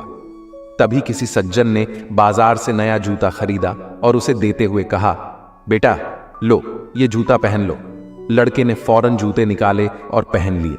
उसका चेहरा खुशी से दमक उठा था। वह मेरी तरफ पलटा और मेरा हाथ थाम कर पूछा, आप भगवान हैं? उसने घबराकर हाथ छुड़ाया और कानों को हाथ लगाकर कहा, नहीं बेटा नहीं, मैं भगवान नहीं। लड़का फिर मुस्कुराया और कहा, तो फिर जरूर भगवान के दोस्त होंगे, क्योंकि मैंने कल रात भगवान से कहा था कि मुझे नए जूते दे दें। वह सज्जन मुस्कुरा दिया। अब वह सज्जन भी जान चुके थे कि भगवान का दोस्त होना कोई मुश्किल काम नहीं। जिन्हें डर लगेगा उन्हें हर कोई डराएगा और जो निर्भय हैं वह हर स्थिति में हावी हो जाएंगे। भूत प्रेत का मसला बहुत पहले से चला आ रहा है। यह होते हैं या नहीं होते हैं, इस पर बहस ना करें, लेकिन इस पर चर्चा जरूर करें कि इंसान क्यों डरे। यदि आप केवल धर्म से जुड़े हैं तो कभी कभी धर्म भी डरा देता है। धर्म का अगला चरण और परिपक्व स्थिति अध्यात्म है। धर्म का संबंध शरीर से है, वहीं अध्यात्म का संबंध आत्मा से है। जो अध्यात्म से जुड़ जाएगा वह निर्भय हो जाएगा। आजकल हमारे देश में, यहां तक कि दुनिया के कई विकसित देशों में प्रेत बाधित जीवन की बड़ी चर्चा होती है। अप्रत्याशित घटनाओं को मीडिया और बढ़ा चढ़ाकर बताता है। कोई कहता है चीजें अपने आप हिलती हैं, कोई कहता है कि ऊपर की हवा लग गई। कैसे मनुष्य का डर उसकी मनोदशा को एक दृश्य बना देता है। तीन हनुमान चालीसा में एक पंक्ति में लिखा गया है, भूत पिशाच निकट नहीं आवे, महावीर जब नाम सुनावे। इसका सीधा अर्थ है, यदि आप किसी परम शक्ति से जुड़े हैं जो आपके ही भीतर है, जो आत्मा की शक्ति हो सकती है, तो फिर आपको इन सब बातों से अपने आप मुक्ति मिल जाएगी। पर यदि कोई मान ले कि भूत पिशाच होते हैं, तो फिर यूं समझे कि हमारे दुर्गुण ही सबसे बड़े भूत पिशाच हैं और हमें उनसे मुक्ति पानी चाहिए। जीवन में जब भी हम खराब दौर से गुजरते हैं, तब मन में यह विचार आता है कि परमात्मा मेरी परेशानी देखता क्यों नहीं है, मेरे दुख कम क्यों नहीं करता। पर याद रखना, जब परीक्षा चल रही होती है तब शिक्षक मौन रहता है। कांटों पर चलकर फूल खिलते हैं, विश्वास पर चलकर भगवान मिलते हैं। एक बात सदा याद रखना दोस्त, सुख में सब मिलते हैं लेकिन दुख में सिर्फ भगवान मिलते हैं। जितना कठोर बनोगे उतनी ही जल्दी लोग आपको हृदय से निकाल देंगे, चाहे आप उनके लिए कितने भी जरूरी हो। जीभ जन्म से होती है और मृत्यु तक रहती है क्योंकि वह कोमल होती है। दांत जन्म के बाद में आते हैं और मृत्यु से पहले चले जाते हैं क्योंकि वह कठोर होते हैं। मूर्ख की संगत नहीं करनी चाहिए। मूर्खों की संगत से केवल दुख, समस्या और अशांति ही मिलती है। जैसे लोहा जल पर नहीं तैर सकता है, वैसे ही मूर्ख की संगत से कोई लाभ नहीं मिल सकता है। स्वाति नक्षत्र की बूंद जब केले के पत्ते पर पड़ती है तो वह कपूर बन जाती है, सीप में पड़ती है तो वह मोती बन जाती है और सांप के मुंह में पड़ती है तो वह विष बन जाती है। जैसी संगत होती है वैसी रंगत छड़ जाती है। मनुष्य के जीवन के एक क्षण का भी पता नहीं है, ना जाने किस पल में प्रलय हो जाए, कब मृत्यु आ जाए। इसलिए अमुक स्थिति हो जाने पर भगवान का भजन करूंगा, ऐसी धारणा छोड़ देनी चाहिए। और अभी जो जिस अवस्था में है उसे उसी अवस्था में भगवान की कृपा का आश्रय करके साधना आरंभ कर देना चाहिए। आधे क्षण का भी विलंब नहीं करना चाहिए। एक वक्त की बात है, एक बहुत बड़ी कंपनी थी और वह कंपनी बहुत ही घाटे में चल रही थी। इस बात से उस कंपनी का मालिक और उस कंपनी के सारे लोग बहुत परेशान थे, क्योंकि जब कंपनी की तरक्की नहीं हो रही थी तो उनकी भी तरक्की नहीं हो पा रही थी। अब उस कंपनी के सारे लोग इस बात से परेशान थे कि आखिर किस वजह से हमारी कंपनी की तरक्की रुक गई है। सारे लोग उस वजह को ढूंढने में लगे थे। तो एक दिन उस कंपनी के मालिक ने सभी लोगों की टेबल पर एक लेटर रख दिया। जब सारे लोग ने उस लेटर को खोलकर देखा तो उस लेटर में लिखा हुआ था कि इतने दिनों से जो हमारे कंपनी की तरक्की नहीं हो पा रही थी, इसकी वजह हमारी ही कंपनी का एक इंसान था जिसकी आज डेथ हो चुकी है और हम सब लोग उस इंसान के घर पर अब भी जा रहे हैं। सारे लोग रेडी हो जाओ। जब सारे लोगों ने वह लेटर पढ़ा तो लोगों को खुशी तो बहुत हुई कि जिस इंसान की वजह से हमारी कंपनी की तरक्की नहीं हो पा रही थी, अब वह इंसान इस दुनिया में नहीं रहा और अब हमारी कंपनी फिर से तरक्की करने लगेगी। लेकिन वह सारे लोग थोड़ा दुखी भी हुए कि जो भी था तो हमारी कंपनी का इंसान और आज उसकी डेथ हो चुकी है। उस कंपनी के मालिक ने सारे लोगों को एक जगह जमा किया और वह सब मिलकर उस इंसान के घर पर गए और वहां पर एक बड़ा सा हाल था और उस हाल के बीच में एक कफन रखा हुआ था। अब उस कंपनी के सारे लोग एक एक करके उस कफन के पास जा रहे थे और उस इंसान को देख रहे थे। सारे लोग ये देखने के लिए एक्साइटेड थे कि आखिर वह इंसान कौन था।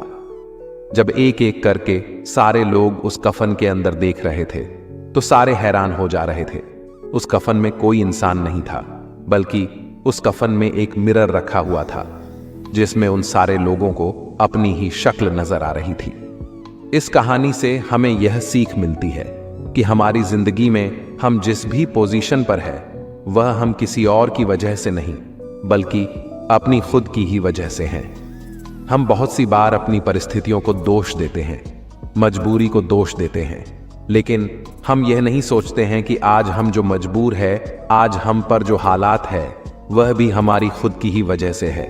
हम हमेशा अपने काम को कल पर टालते रहते हैं। काम करने का अभी मूड नहीं है, यह सब बहाने देकर हम खुद को ही कभी आगे बढ़ने नहीं देते हैं। अगर हम अपने काम में अपना 100% नहीं देंगे तो हमारी तरक्की कभी नहीं हो सकती। सपने तो हम बहुत बड़े बड़े देख लेते हैं, लेकिन बाद में हमें खुद पर ही शक होने लगता है कि क्या यह मेरे सपने सच हो पाएंगे, क्या मैं इन सपनों को सच कर पाऊंगा। यह शक हमारे दिल में इसीलिए पैदा होता है क्योंकि हमें खुद पता होता है कि मैं अपना सारा दिन किन चीजों पर लगा रहा हूं। हमें रोज रात में गिल्ट महसूस होता है कि मैंने आज का दिन भी बर्बाद कर दिया, वेस्ट कर दिया और काम के नाम पर कुछ नहीं किया। अगर आप भी चाहते हो कि आपको गिल्ट महसूस ना हो तो आपको उन बहानों को साइड में रखकर अपने काम पर फोकस करना पड़ेगा। वह कहते हैं ना कि मेहनत इतनी खामोशी से करो कि कामयाबी शोर मचा दे। जीवन में कितना भी बड़ा दहक क्यों ना आए, अगर उसको ठीक कर पाना आपके बस में नहीं है तो 5 मिनट से ज्यादा दहकी मत होना और आगे बढ़ जाना।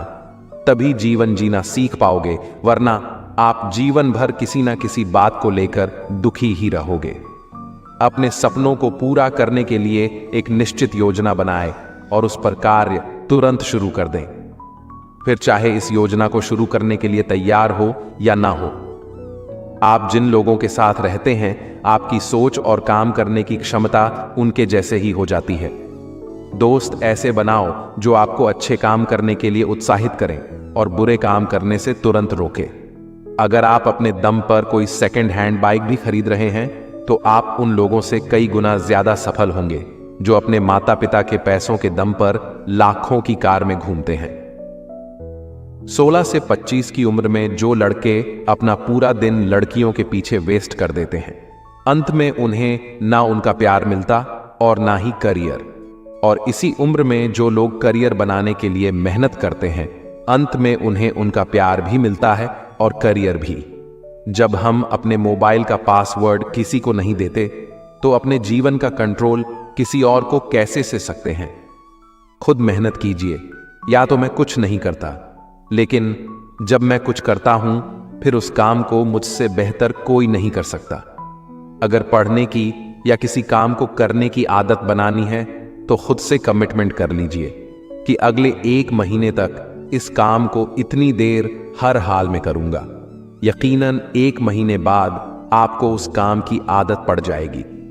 एक तो लोग खुद कोई अच्छा काम नहीं करेंगे और जब कोई दूसरा करता है तो उसमें बुराई ढूंढना शुरू कर देंगे। यदि आप खुद किसी के लिए कुछ अच्छा नहीं कर सकते तो आपको लोगों की अच्छाई में बुराई निकालने का कोई हक नहीं है। या तो आप काम कर लो या बहाना कर लो, दोनों चीजें एक साथ नहीं हो सकती। बार बार खुद को धोखा देना और गुमराह करना बंद कर दो। एक फाइनल डिसीजन अभी के अभी लो। रथ का खुद पर कोई जोर नहीं है, रथ पर घोड़े उसके चालक और मालिक का अधिकार है। लेकिन रथ मालिक के हिसाब से नहीं चल रहा है। कभी घोड़े रथ को कहीं ले जाते हैं तो कभी रथ चलाने वाला रथ को कहीं लेकर चला जाता है, लेकिन मालिक की बात कोई नहीं सुन रहा। इतिहास के बहुत से महान लोगों ने महान और बड़े काम की शुरुआत इसके साथ शुरू की। यदि मेरी तरह दिखने वाले बहुत से लोग महान सफलता हासिल कर सकते हैं तो मैं क्यों नहीं? आप कुछ करो या ना करो, टाइम तो बीत ही रहा है। अगर टाइम बीत ही रहा है तो इसका उपयोग किसी बेहतर काम में करो। आलसी बनने से काम नहीं चलने वाला। हमेशा अपना सर्वश्रेष्ठ प्रदर्शन करें, चाहे आपके दर्शकों की संख्या कितनी भी हो। दुखी रहना है तो सब में कमी खोजो और प्रसन्न रहना है तो सब में गुण खोजो। जब तक किसी भी बात की पूरी जानकारी ना हो तब तक हमें वहां मौन रहना ही उत्तम है, क्योंकि अधूरा सत्य पूर्ण झूठ से कई गुना ज्यादा खतरनाक होता है। प्रार्थना की रफ्तार इतनी तीव्र होती है कि जुबान पर आने से पहले ही परमात्मा तक पहुंच जाती है।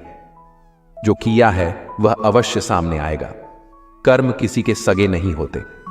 जो व्यक्ति दूसरे की निंदा कर खुश होता है वह ऐसा कर अपने जीवन के पुण्य को खत्म करता है, लेकिन वह एक दिन खुद लोगों की दृष्टि में निंदा का पात्र बन जाता है, क्योंकि निंदा करने से मनुष्य अपने जीवन का सिर्फ पुण्य ही नहीं बल्कि पुण्य से प्राप्त हुए सुख, यश, कीर्ति सभी का सर्वनाश कर बैठता है।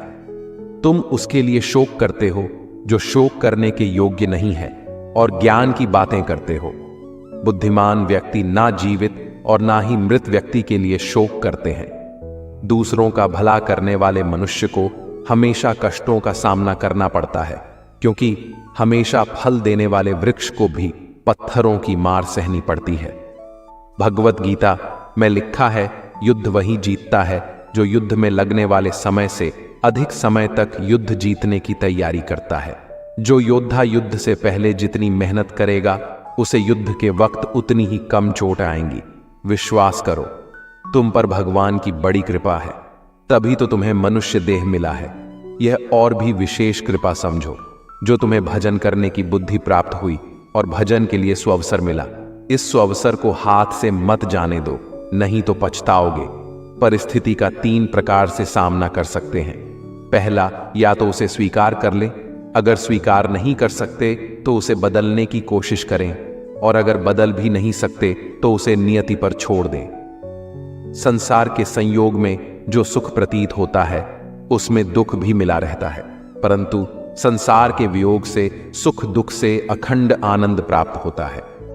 निंदा आकाश की ओर फेंके गए उस पत्थर के समान है जो लौटकर उसी पर गिरता है जिसने उसे फेंका था। यह जिंदगी हंसी है, इससे प्यार करो, अभी है, रात तो सुबह का इंतजार करो। वह पल भी आएगा जिसकी ख्वाहिश है, आप रब पर रखो भरोसा, वक्त पर एतबार करो।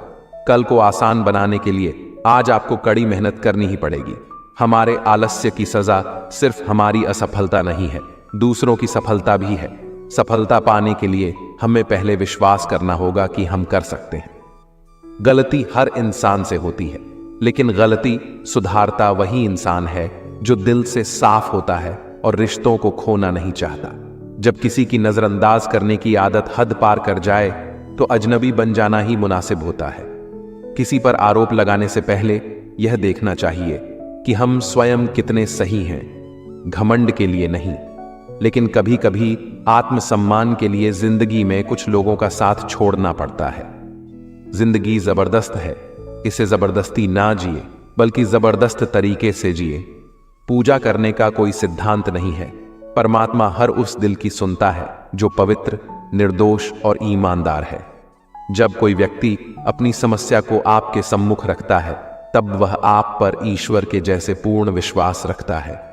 पेड़ के नीचे रखी भगवान की टूटी मूर्ति को देखकर समझ आया कि परिस्थिति चाहे जैसी भी हो पर कभी खुद को टूटने नहीं देना, वरना यह दुनिया जब टूटने पर भगवान को घर से निकाल सकती है तो फिर हमारी तो औकात ही क्या है।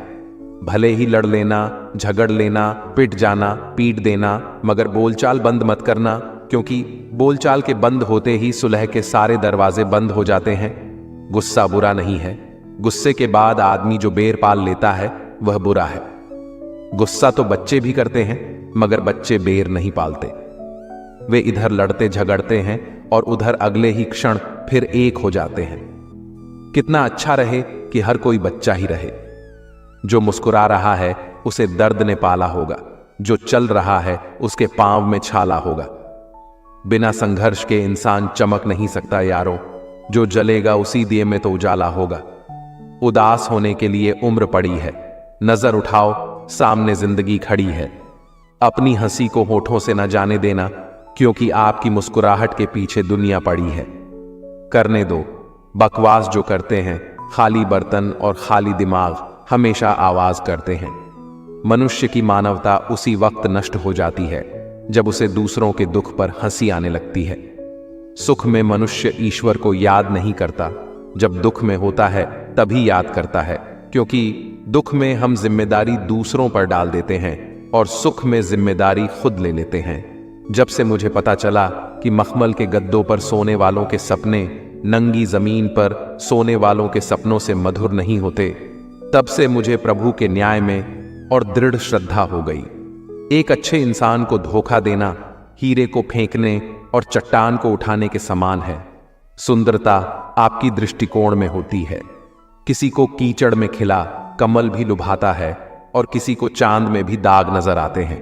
आप किसी का भाग्य नहीं बदल सकते, लेकिन अच्छी प्रेरणा देकर किसी का मार्गदर्शन तो कर ही सकते हैं। श्री कृष्ण कहते हैं, जीवन में कभी मौका मिले तो सारथी बनना, स्वार्थी नहीं। एक गांव में एक जवान लड़का रहता था और वह अपने आलसपन और कामचोरी के लिए मशहूर था। सभी गांववासी उसे आलसी कहकर ही पुकारते थे, क्योंकि वह पूरे दिन एक पेड़ के नीचे पड़ा रहता और लेटते लेटते वह अपने फ्यूचर के बारे में सोचता रहता और अच्छे अच्छे सपने देखता। उसके दिन ऐसे ही आलस में गुजर रहे थे। लेकिन एक दिन उस गांव में एक साधु आए जो कि अगले 3 दिनों तक उसी गांव में ठहरने वाले थे। वह दिन भर लोगों से चंदा लेते और लोगों को उपदेश देते और रात में गांव के बाहर बने मंदिर में आराम करते। वह साधु जब भी दान लेने जाते और रात को वापस आते तो वह साधु हर बार उस जवान लड़के को उसी पेड़ के नीचे लेटा हुआ पाते। 2 दिनों तक यह सब देखते रहे और समझ गए कि यह लड़का मानसिक आलस का गुलाम है। तीसरे दिन जब वह वापस लौट रहे थे, वह उस लड़के के पास गए जो अभी भी उसी पेड़ के नीचे लेटा हुआ था। साधु ने लड़के से कहा, बेटे, मेरे पास तुम्हारे लिए एक काम है। मैं चाहता हूं कि तुम उस पहाड़ी की चोटी तक जाओ और वहां से मेरे लिए एक पंख लेकर आओ।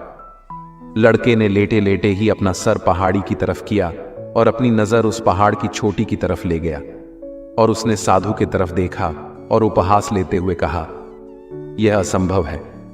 मैं उस पहाड़ी के ऊपर तक नहीं जा सकता। मैं बहुत आलसी हूं। साधु ने मुस्कुराते हुए कहा, अरे, मुझे जिस पंख की तलाश है वह इस पहाड़ी के शिखर पर भी नहीं मिलेगा। वह तो इस पहाड़ी के दूसरे तरफ एक गुम्फा के अंदर मिलेगा, जिसके लिए इस पहाड़ी के शिखर तक चढ़कर फिर नीचे उतरना होगा। लेकिन वह कोई साधारण पंख नहीं है। वह ऐसा पंख है जिसे तुमने कभी नहीं देखा होगा। वह पंख रेयर लेकिन सुंदर पंख है जो रोशनी बिखेरता है। साधु के इन बातों से उस लड़के के अंदर एक्सटेंट बढ़ गई। उसने आज से पहले ऐसे पंख के बारे में कभी नहीं सुना था और ऐसे रोमांचक सफर के बारे में सुनकर वह अंदर ही अंदर एक्साइटमेंट हो गया था। इसीलिए उसने साधु की चुनौती को कबूल किया और वह पहाड़ी की तरफ चल पड़ा। लेकिन चढ़ाई बहुत लंबी और मुश्किल थी। जल्द ही लड़के का शरीर थकने लगा, सांस फूलने लगी और शरीर से पसीना बहने लगा। लेकिन फिर भी उसने चलना जारी रखा। वह जैसे जैसे ऊपर और ऊपर चढ़ता गया, उसे खुशी महसूस होने लगी, जिसे उसने आज से पहले कभी महसूस नहीं किया था। आखिरकार जब वह कड़ी मेहनत और लंबी कोशिशों के बाद पहाड़ी के शिखर पर पहुंचा तो वह पूरे तरीके से थक चुका था। लेकिन वह बहुत खुश था। उसे अंदर से आत्मसंतुष्टि का एहसास हो रहा था। उसके चेहरे पर योद्धाओं जैसी मुस्कान थी, जैसे उसने कोई युद्ध जीत लिया हो। फिर उसने पहाड़ी के शिखर से नीचे देखा। उसके सामने एक बहुत ही मनमोहक नजारा था। लेकिन असली चुनौती आगे थी, क्योंकि उसे फिर उस पहाड़ी से नीचे भी उतरना था और उस गुम्फा को भी ढूंढना था जिसमें पंख मिलने की बात कही गई थी। नीचे उतरना बहुत ही ज्यादा मुश्किल और खतरनाक था, क्योंकि ढलान ज्यादा गहरी थी और चढ़ाई के समय लड़का बहुत बार लड़खड़ाया और गिरा भी था। तो वह डर भी उसके अंदर था। लेकिन साधु को वह पंख लाकर देने के वादे की वजह से वह लगातार आगे बढ़ता रहा। काफी खोज मुशक्कल के बाद जब वह अंत में गुम्फा तक पहुंचा तो उसने देखा कि पंख वहीं पड़ा हुआ था, जो कि ऊपर एक बड़ी सुराख से आने वाली रोशनी की वजह से चमक रहा था। फिर उसने उस पंख को उठाया और उसके सुंदरता को देखता ही रह गया। वह काफी देर तक पंख को ही घूरता रहा। लेकिन फिर अचानक उसे याद आया, मुझे तो अभी वापस भी जाना है। उसने खुद की तरफ देखा। वह पूरी तरह से थक चुका था और वह चिंता में पड़ गया कि वह कैसे उतरेगा पहाड़ और वह साधु तक पंख कैसे पहुंचाएगा। एक पल के लिए उसने हार मानने के बारे में सोचा, लेकिन उसे वह खुशी और गर्व की भावना की याद आ गई जो उसने पहाड़ी के शिखर पर पहुंचकर महसूस किया था। उसे एहसास हुआ कि उसके अंदर इस सफर को दोबारा पूरा करने की ताकत और मजबूती है। वह दोबारा पहाड़ी पर चढ़ने लगा। उसके मांसपेशियों में दर्द हो रहा था और कमजोरी की वजह से पैर कांप रहे थे। सांस फूल रही थी और वह कई बार लड़खड़ा कर गिर भी पड़ा। लेकिन उसने हार नहीं मानी। वह खुद को आगे बढ़ने के लिए लगातार मोटिवेट करता है। अथाह मेहनत और घंटों की कड़ी कोशिशों के बाद जब वह साधु के पास पहुंचा और उनके हाथों में वो पंख रखा तो उसके खुशी का ठिकाना ना रहा। उसे महसूस हुआ कि उसने आज अपने आलस पर काबू पा लिया है और कुछ बढ़िया करके दिखाया है। उसके चेहरे पर इतनी खुशी और संतुष्टि का भाव देखकर साधु मुस्कुराए और बोले, बहुत बढ़िया मेरे बच्चे, आज तुमने जीवन का बहुत ही महत्वपूर्ण सबक सीखा है कि आलस कोई ऐसी चीज नहीं है जिसे स्वीकार कर लिया जाए, बल्कि आलस एक चुनौती है जिसे दूर करना होगा। यह एक बाधा है जिसे पार करना होगा और आलस को खत्म करने के लिए तुम्हें अपना पहला कदम उठाना ही होगा। अपने मकसद की तरफ चलना ही होगा और तब तक चलते रहना पड़ेगा जब तक तू अपनी मंजिल को हासिल नहीं कर लेता। लड़के ने साधु के शब्दों की गहराई और उसके मकसद को समझते हुए हाँ मैं अपना सर हिला दिया। आज उसे एहसास हुआ कि वह हमेशा ही बड़ी और महान चीजें करने में काबिल था, लेकिन उसके आलस ने उसे रोक रखा था। अब वह जानता था कि उसके पास अपने रास्ते में आने वाले किसी भी बाधा को वह दूर करने की ताकत और मजबूती है। इसके बाद साधु ने उस लड़के को आशीर्वाद दिया और उस गांव से चले गए। इस कहानी से सीखने वाली बात यह है कि मकसद इम्पॉसिबल लगने के बावजूद भी अगर हम उसे पूरा करने के लिए खुद को आगे बढ़ाते हैं, तब हम अपने अंदर ऐसी ताकत और मजबूती की खोज करते हैं जिसके बारे में हम कभी नहीं जानते थे। आलसपन पर काबू पाने के लिए हमें खुद को चुनौती देनी चाहिए और बड़ा सपना देखना चाहिए। फिर चाहे उस सपना को पूरा करना कितना ही मुश्किल क्यों ना हो, हमें लगातार मानसिक और शारीरिक रूप से आगे बढ़ते रहना चाहिए। बाधाओं और असफलता के बावजूद मजबूत रहना चाहिए। हमें अपने लिए एक नियम बनाकर उस पर टिके रहकर अपने डेली लाइफ को भी विकसित करना चाहिए। हमें कुछ ऐसी आदतें बनानी चाहिए जो मन न लगने पर भी एक्टिव रहने में मदद करे। आसन का मतलब विकास का मानसिकता विकास करना है। इसका मतलब चुनौतियों और असफलताओं को विकास और सीखने की अपॉर्चुनिटी के रूप में देखना, ना कि हार मानने के रूप में। एक समय की बात है, एक गांव में एक छोटा लड़का था। वह बचपन से ही बहुत सपने देखता था। उसका सबसे बड़ा सपना था कि वह एक अंतरिक्ष यात्री बने और चांद पर जाए। लेकिन उसके गांव में ऐसे बहुत कम लोग थे जो इसे संभव मानते थे। लड़का बहुत ही उदास था, पर उसकी इच्छा और सपना कभी नहीं कम हुए। वह हर दिन रात को आसमान को देखता और चांद की ओर इशारा करता। उसकी ईमानदारी, मेहनत और लगन देखकर कुछ लोग अचंभित हो जाते थे। उनमें से एक दिन एक विज्ञानी लड़के के पास गया और उससे बात की। विज्ञानी ने उस लड़के की समस्या को समझा और कहा, तुम अपने सपने को खो नहीं सकते। तुम अपने लक्ष्य की ओर अग्रसर रहो और मेहनत करते रहो। वह लड़का उसके कथनों पर विश्वास करते हुए अपने सपनों की पूरी दिल से मेहनत करने लगा। वह अपनी अध्ययन में ध्यान देने लगा और संगठनशीलता से काम करने लगा। उसने अपने दिनचर्या को नियमित बनाया और बड़े संघर्षों का सामना किया। कुछ समय बाद वह लड़का अपने बड़े सपने को पूरा करने का अवसर प्राप्त करता है। उसे अंतरिक्ष यात्री बनने का मौका मिलता है और चांद पर जाने का सपना साकार होता है। उसकी मेहनत, संघर्ष और संगठन उसे सफलता तक पहुंचाती है। इस कहानी से हमें यह सीख मिलती है कि हमेशा अपने सपनों का आदर करें और अपने लक्ष्य की ओर प्रगति करें। चाहे आपके आसपास लोग इसे संभव नहीं माने, लेकिन अगर आप मेहनत और धैर्य से काम करें तो आप अपने सपनों को साकार कर सकते हैं। मेहनत, अवधारणा और संघर्ष आपको अपार सफलता तक ले जा सकते हैं। इसलिए हमेशा आगे बढ़ने के लिए प्रेरित रहे और अपने सपनों को हकीकत में बदले। एक समय की बात है, एक छोटी सी चिड़िया मधु थी। मधु के पास ऊंचा उड़ान भरने और नई जगहों की खोज करने के बड़े सपने थे। हालांकि मधु का पंख कमजोर था, जिसके कारण वह अन्य पक्षियों की तरह उड़ने में सक्षम नहीं थी। अपनी सीमाओं के बावजूद मधु कभी उम्मीद नहीं खोई। वह दूसरे पक्षियों को आकाश में ग्रेसफुल रूप से उड़ते देखती और खुद को उनमें शामिल करती। वह गहरे अंदर जाने की योग्य रखती है, भले ही उसकी शारीरिक क्षमताएं मेल ना खाती। एक दिन जब जंगल में एक मजबूत हवा का झोंका चला तो मधु को भी साथ ले गया। जैसे वह ऊंचाई पर उठती गई, वह उत्साह और संकल्प का एक आवेश महसूस करती है। वह अपने पंख फैलाती है और अपनी पूरी ताकत से पंख हिलाना शुरू करती है। यह अन्य पक्षियों की तरह अच्छी तरह उड़ान नहीं होती, लेकिन यह उसका खुद का अनोखा तरीका होता है। आसमान में लहराते हुए वह एक आजादी और खुशी की फीलिंग महसूस करती है जो उसने पहले कभी नहीं महसूस की थी। मधु की असाधारण उड़ान की खबर जंगल में फैल गई, जिससे उन जानवरों को प्रेरित हुआ जो अपनी खुद की चुनौतियों का सामना कर रहे थे। उन्हें यह एहसास हुआ कि वे भी अपनी सीमाओं को पार कर सकते हैं और अपने सपनों को पूरा कर सकते हैं, अगर वे खुद को मेहनत, विश्वास और थोड़ी हिम्मत देते हैं। उस दिन से मधु जंगल में साहस और संकल्प की प्रतीक बन गई। उसने सबको यह सिखाया कि चाहे वे छोटे या कमजोर क्यों ना हो, वे आश्चर्यजनक उच्चता तक पहुंच सकते हैं अगर वे खुद में विश्वास रखें। मधु की कहानी हमें याद दिलाती है कि हमारी सीमाएं हमें परिभाषित नहीं करती हैं।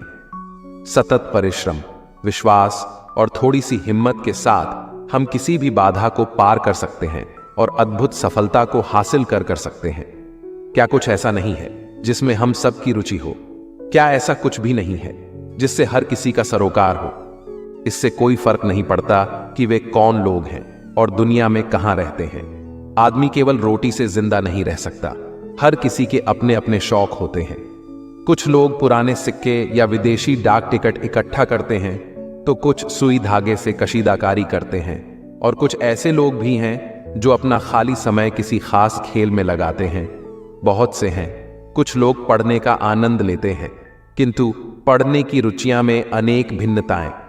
लोग केवल समाचार पत्र पत्रिकाएं पढ़ते हैं, कुछ उपन्यास पढ़ते हैं, जबकि कई अन्य लोग खगोल विज्ञान, वन्य जीवन या तकनीकी आविष्कारों के बारे में पुस्तकें पढ़ना पसंद करते हैं।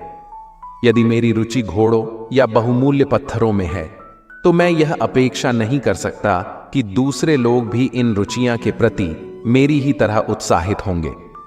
यदि मैं टीवी पर खेलों के सारे कार्यक्रमों को बड़ी प्रसन्नता से देखता हूं, तो मुझे यह सच्चाई भी स्वीकार कर लेनी चाहिए कि कुछ लोगों के लिए यह बोरियत भरे भी होंगे। क्या कुछ ऐसा नहीं है जिसमें हम सबकी रुचि हो? क्या ऐसा कुछ भी नहीं है जिससे हर किसी का सरोकार हो? इससे कोई फर्क नहीं पड़ता कि वे कौन लोग हैं और दुनिया में कहां रहते हैं। जीवन में सबसे महत्वपूर्ण क्या है? यदि हम यह प्रश्न किसी ऐसे व्यक्ति से पूछे जो भूखमरी का शिकार हो, तो उत्तर होगा भोजन। यदि यही प्रश्न किसी ठंड से मरने वाले व्यक्ति से किया जाए, तो उसका उत्तर होगा गर्माहट। यदि हम यही प्रश्न किसी ऐसे व्यक्ति से करें जो अकेला, अलग थलग, नितांत एकाकी है, तो संभवतः उसका उत्तर होगा लोगों की संगत और उनका साथ। किंतु ऐसी आधारभूत जरूरतें पूरी हो जाने के बाद भी क्या कुछ और भी है जिसे सब चाहे, जिसकी सबको जरूरत है? आदमी केवल रोटी से जिंदा नहीं रह सकता। ठीक है, भोजन सबको चाहिए और सभी को प्यार और देखभाल भी, किंतु कुछ और भी है इन सबसे अलग, जिसकी हम सभी को जरूरत है, और वह है यह पता लगाना कि हम कौन हैं और यहां क्यों हैं। इस प्रश्न में रुचि लेना डाक टिकट इकट्ठे करने में रुचि लेने जैसा नहीं है। जो लोग ऐसे प्रश्न पूछते हैं, वे सभी एक ऐसी चर्चा में भाग ले रहे हैं जो इस ग्रह पर उस समय से चली आ रही है जब जब से मनुष्य यहां रह रहा है। यह ब्रह्मांड, यह पृथ्वी और जीवन अस्तित्व में कैसे आए? यह प्रश्न इस प्रश्न से भी बड़ा, अधिक महत्वपूर्ण है कि पिछले ओलंपिक में सबसे ज्यादा स्वर्ण पदक किसने जीते? दुनिया कैसे बनी जो घटित होता है? क्या उसके पीछे कोई इच्छा या अर्थ है? क्या मृत्यु के बाद जीवन है? हम इन प्रश्नों के उत्तर कैसे दे सकते हैं? और सबसे महत्वपूर्ण कि हमें अपना जीवन कैसे जीना चाहिए? लोग इन प्रश्नों को युगों युगों से पूछते आए हैं। दुनिया में ऐसी कोई संस्कृति नहीं जिसमें इन प्रश्नों को कभी ना कभी ना उठाया गया हो कि आदमी क्या है, दुनिया कहां से आई। आज भी हर व्यक्ति को इन्हीं प्रश्नों के अपने उत्तर खोजने हैं। दुनिया एक पहेली है और अधिकांश वयस्क लोग इस दुनिया को जैसी है वैसी ही स्वीकार करके संतुष्ट हो जाते हैं। दार्शनिक कभी भी दुनिया का बिल्कुल आदी नहीं होता। उसे दुनिया कुछ अनुचित चौंकाने वाली एक पहेली जैसी दिखती है। इस प्रकार दार्शनिकों और बच्चों में एक महत्वपूर्ण समान क्षमता है। आप चाहें तो कह सकते हैं कि एक दार्शनिक जीवन भर एक नन्हे बच्चे जैसा जिज्ञासु बना रहता है। अगर हम अपने प्रति ईमानदार नहीं हैं, तो दूसरों के प्रति कैसे हो सकते हैं? कभी कभी हम अपने से झूठ बोलते हैं, या अक्सर हम अपने से झूठ बोलते हैं। अब झूठ तो झूठ होता है, चाहे हम अपने से बोलें या दूसरे से, दोनों ही हाल में हम अपने को ही ठगते हैं। एक झूठ की बुनियाद आखिर कब तक टिकेगी?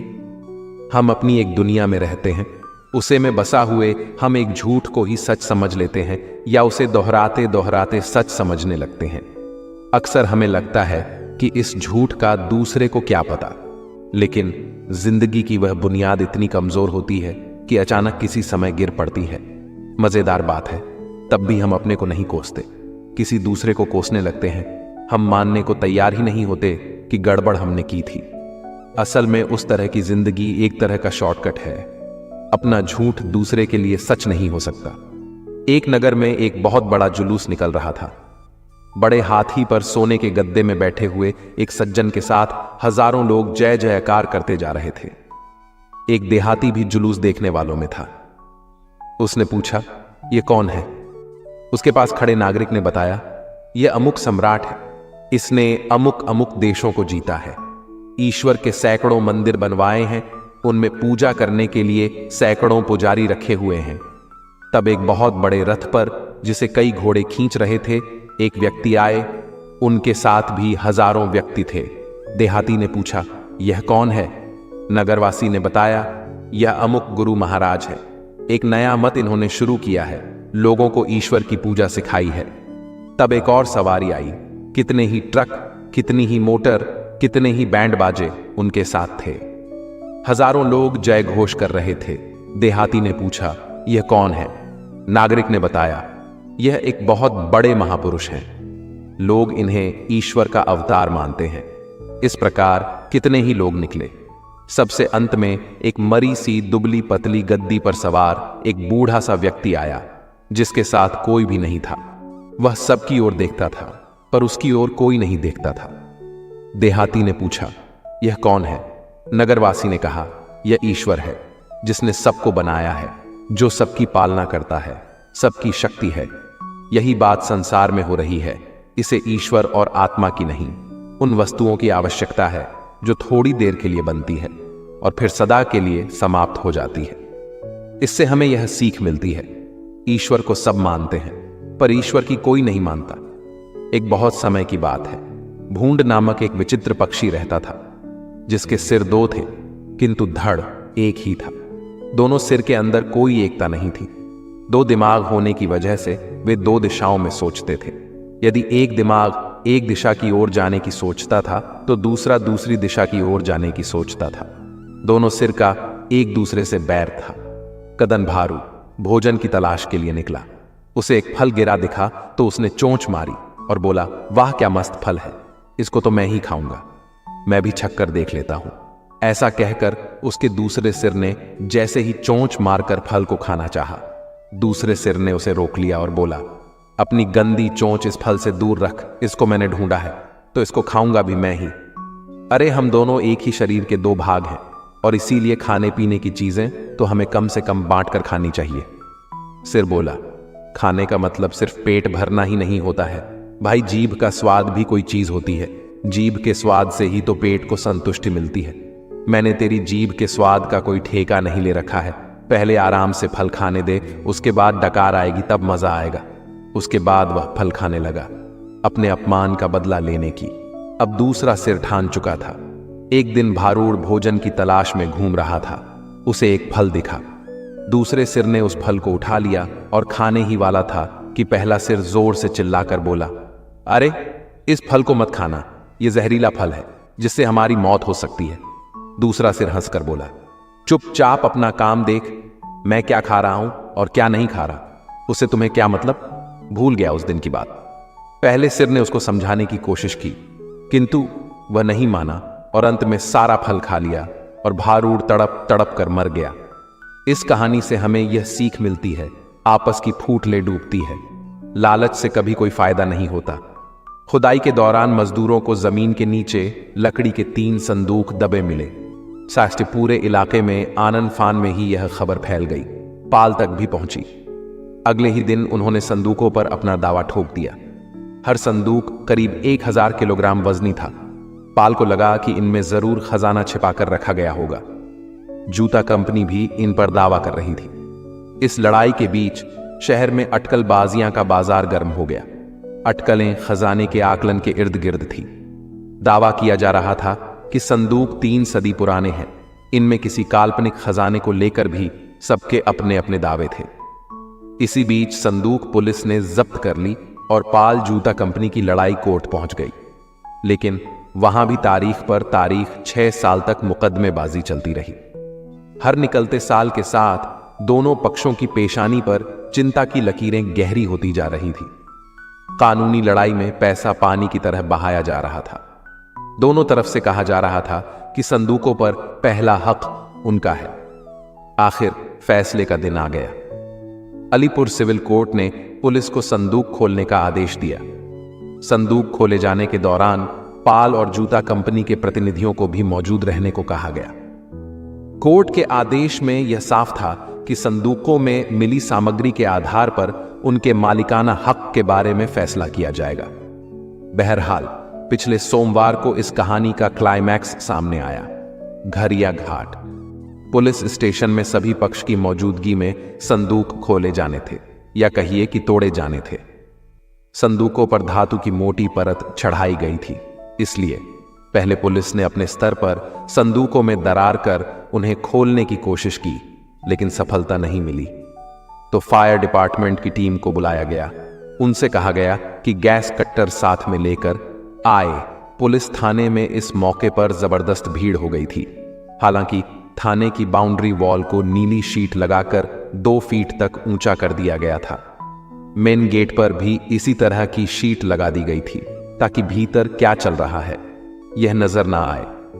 फिर भी बड़ी संख्या में लोग गेट और बाउंड्री वॉल पर टंगे हुए थे, भीतर झांक रहे थे। हर कोई खजाने की एक झलक पाने को बेताब हो रहा था। पुलिस वालों में भी उत्सुकता थी। वे भी सब काम छोड़कर इसी पर नजर गड़ाए थे कि संदूकों में आखिर निकलता क्या है। थाना तमाशबीन का अड्डा बना हुआ था। हर शख्स अंदाज लगा रहा था कि संदूकों में सोना, चांदी, हीरा, जवाहरात होगा या कोई अन्य बेशकीमती चीज। और इसी सब के बीच पहला संदूक खोल लिया गया।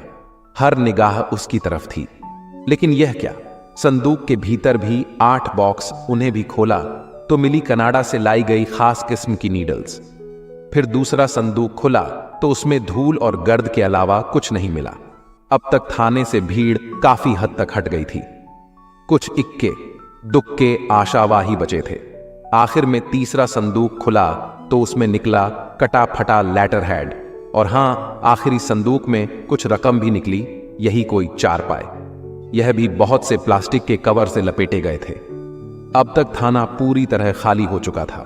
पुलिस वाले भी अपने अपने काम में लग गए थे और 1-2 जवान बिना किसी सिक्योरिटी गार्ड के ही संदूकों से निकला खजाना लेकर कोर्ट के लिए रवाना हो चुके थे। सीखने वाली बात यह है कि लालच बुरी बला है। बुजुर्ग कह गए हैं, लालची लोग किंवदंतियों के पीछे भागते रहते हैं और अपना कीमती वक्त और पैसा बर्बाद कर बैठते हैं। अपने अतीत को भूल जाएं। इसे जितना याद रखेंगे उतने ही अधिक परेशान होंगे। भूत को भूलने के लिए मन को स्थिर करना होगा और यहां काम आएगा ध्यान यानी मेडिटेशन से। कभी कभार कोई हमारे सामने या हमसे जुड़ी कुछ ऐसी बात बोल देता है जिसे भूलना अत्यंत कठिन हो जाता है। वह तो यह बात 2 मिनट में कह जाता है, लेकिन हमें उसे भूलने में 2 महीने या 2 साल तक लग जाते हैं। 2 मिनट में भी होता है, आप उसे हमेशा के लिए याद रख लेते हैं। आप अपने दिमाग में कुछ उस बात को दोहराते रहते हैं। जब किसी से बात होती है तब भी आप उस घटना का जिक्र करते हैं। आप अपने मस्तिष्क में उस दृश्य का चित्रण हर समय करते ही रहते हैं। आप हर समय उस घटना का विभिन्न दृष्टिकोण से विश्लेषण करते रहते हैं और उसे सही, गलत, बुरा, दुखद आदि जैसी बातों से जज करने लगते हैं। आप जितनी बार उस घटना पर विचार करेंगे उतनी ही बार और उतना ही ज्यादा आप नए नए निष्कर्षों तक पहुंचेंगे। इनमें से अधिकांश बातों का स्वभाव नकारात्मक ही होता है। ऐसा करने से आप अपने मस्तिष्क में मौजूद इस घटना को और मजबूती प्रदान करते हैं। पहले वह आपके अवचेतन मन में रहती है और धीरे धीरे वह आपकी चेतना में घर कर जाती है। ऐसी स्थिति के बाद भी आपको उनके द्वारा कही गई बातें याद रहती हैं, जबकि जिस व्यक्ति ने वह बात कही थी वह तो कब का उसे भूलकर आगे बढ़ चुका है। यह कुछ ऐसा है कि आपका पड़ोसी अपने घर का कूड़ा निकालकर आपके घर में फेंक कर भूल जाता है कि उसने कुछ किया था। अब उस कूड़े को साफ करने की जिम्मेदारी आपकी है। वह तो ऐसा करके अपने घर को साफ कर चुका है। कोई आपसे अपशब्द कहता है और फिर इसे भूल जाता है, परंतु उन अपशब्दों का आपके ऊपर गहरा प्रभाव पड़ता है। हमें यह समझना चाहिए कि अतीत अब बीत चुका है, उसके साथ जुड़ी यादें भी बीत चुकी हैं। आपके पास अगर कुछ है तो वह है वर्तमान, जिसे जीना और अपने लिए उसे खुशगवार बनाना आपकी जिम्मेदारी है। हमें सबसे अधिक काम वर्तमान को लेकर करना चाहिए। सबसे ज्यादा सावधानी वर्तमान के प्रति रखनी चाहिए। इसी अवस्था में जीवन जीवंत है। भूतकाल में जीवन के साथ यादें हैं, भविष्य में जीवन एक कल्पना है, लेकिन वर्तमान में जीवन जिंदा है। जिंदगी को जिंदा देखना हो तो वर्तमान को ठीक से जीना सीखना होगा। वैसे तो मुर्दे के पास भी एक जिंदगी होती है। आखिरी सांस लेने के बाद जलाए या दफनाए जाने तक जो समय होता है वह मुर्दे की जिंदगी है। हमने यदि वर्तमान को नहीं समझा तो हमारी जिंदगी भी मुर्दे की तरह है। वर्तमान कितना बारीक है, थोड़ा इसे भी समझना पड़ेगा, क्योंकि वर्तमान तुरंत अतीत में बदल जाता है और भविष्य शीघ्र वर्तमान में उतर आता है। अपने अतीत को भूल जाएं, इसे जितना याद रखेंगे उतने ही अधिक परेशान होंगे। भूत को भूलने के लिए मन को स्थिर करना होगा और यहां काम आएगा ध्यान यानी मेडिटेशन। जब हम ध्यान में उतरते हैं तो अपने भूतकाल को भूल रहे होते हैं। कल से ऊंचा आज, भविष्य के प्रति सबसे बड़ी सावधानी तो यह रखना है कि हमारा भविष्य भूत और वर्तमान से हमेशा ऊंचा होता है। इससे हमें यह सीख मिलती है, आने वाला कल जो कि कुछ समय बाद हमारा आज बन जाएगा, इसके ग्राफ में हमेशा ऊंचाई लिए हो। सीधी सी बात है, हर आने वाला कल आज से ऊंचा होना चाहिए। इसको लेकर बहुत सावधान रहिए। मैं ठीक हूं, यह तो हम किसी को भी कह सकते हैं, लेकिन मैं परेशान हूं, यह कहने के लिए कोई बहुत खास चाहिए। मुश्किल नहीं है कुछ दुनिया में। तू जरा हिम्मत तो कर, ख्वाब बदलेंगे हकीकत में। तू जरा कोशिश तो कर। आंधियां सदा चलती नहीं, मुश्किलें सदा रहती नहीं। मिलेगी तुझे मंजिल तेरी, बस तू जरा कोशिश तो कर। आप यह तय नहीं कर सकते कि आपके सामने कैसी परिस्थितियां आएंगी, लेकिन आप यह तय कर सकते हैं कि उन परिस्थितियों के प्रति आपका नजरिया क्या होगा। जिस तरह हवा एक दिशा में नहीं बहती है, समय समय में बदलती रहती है, उसी प्रकार आदमी की किस्मत भी समय समय पर बदलती रहती है। इसलिए यह समय खराब है तो परेशान ना हो, बस समय का इंतजार करें, क्योंकि समय जरूर बदलेगा। आपको पावरफुल बनना है, इसीलिए नहीं कि आप किसी को दबा सके। आपको पावरफुल बनना है इसलिए कि कोई आपको दबा नहीं सके। हर सफल लोगों में एक बात समान होती है, वह हर हाल में बस अपनी मंजिल पाना चाहते हैं।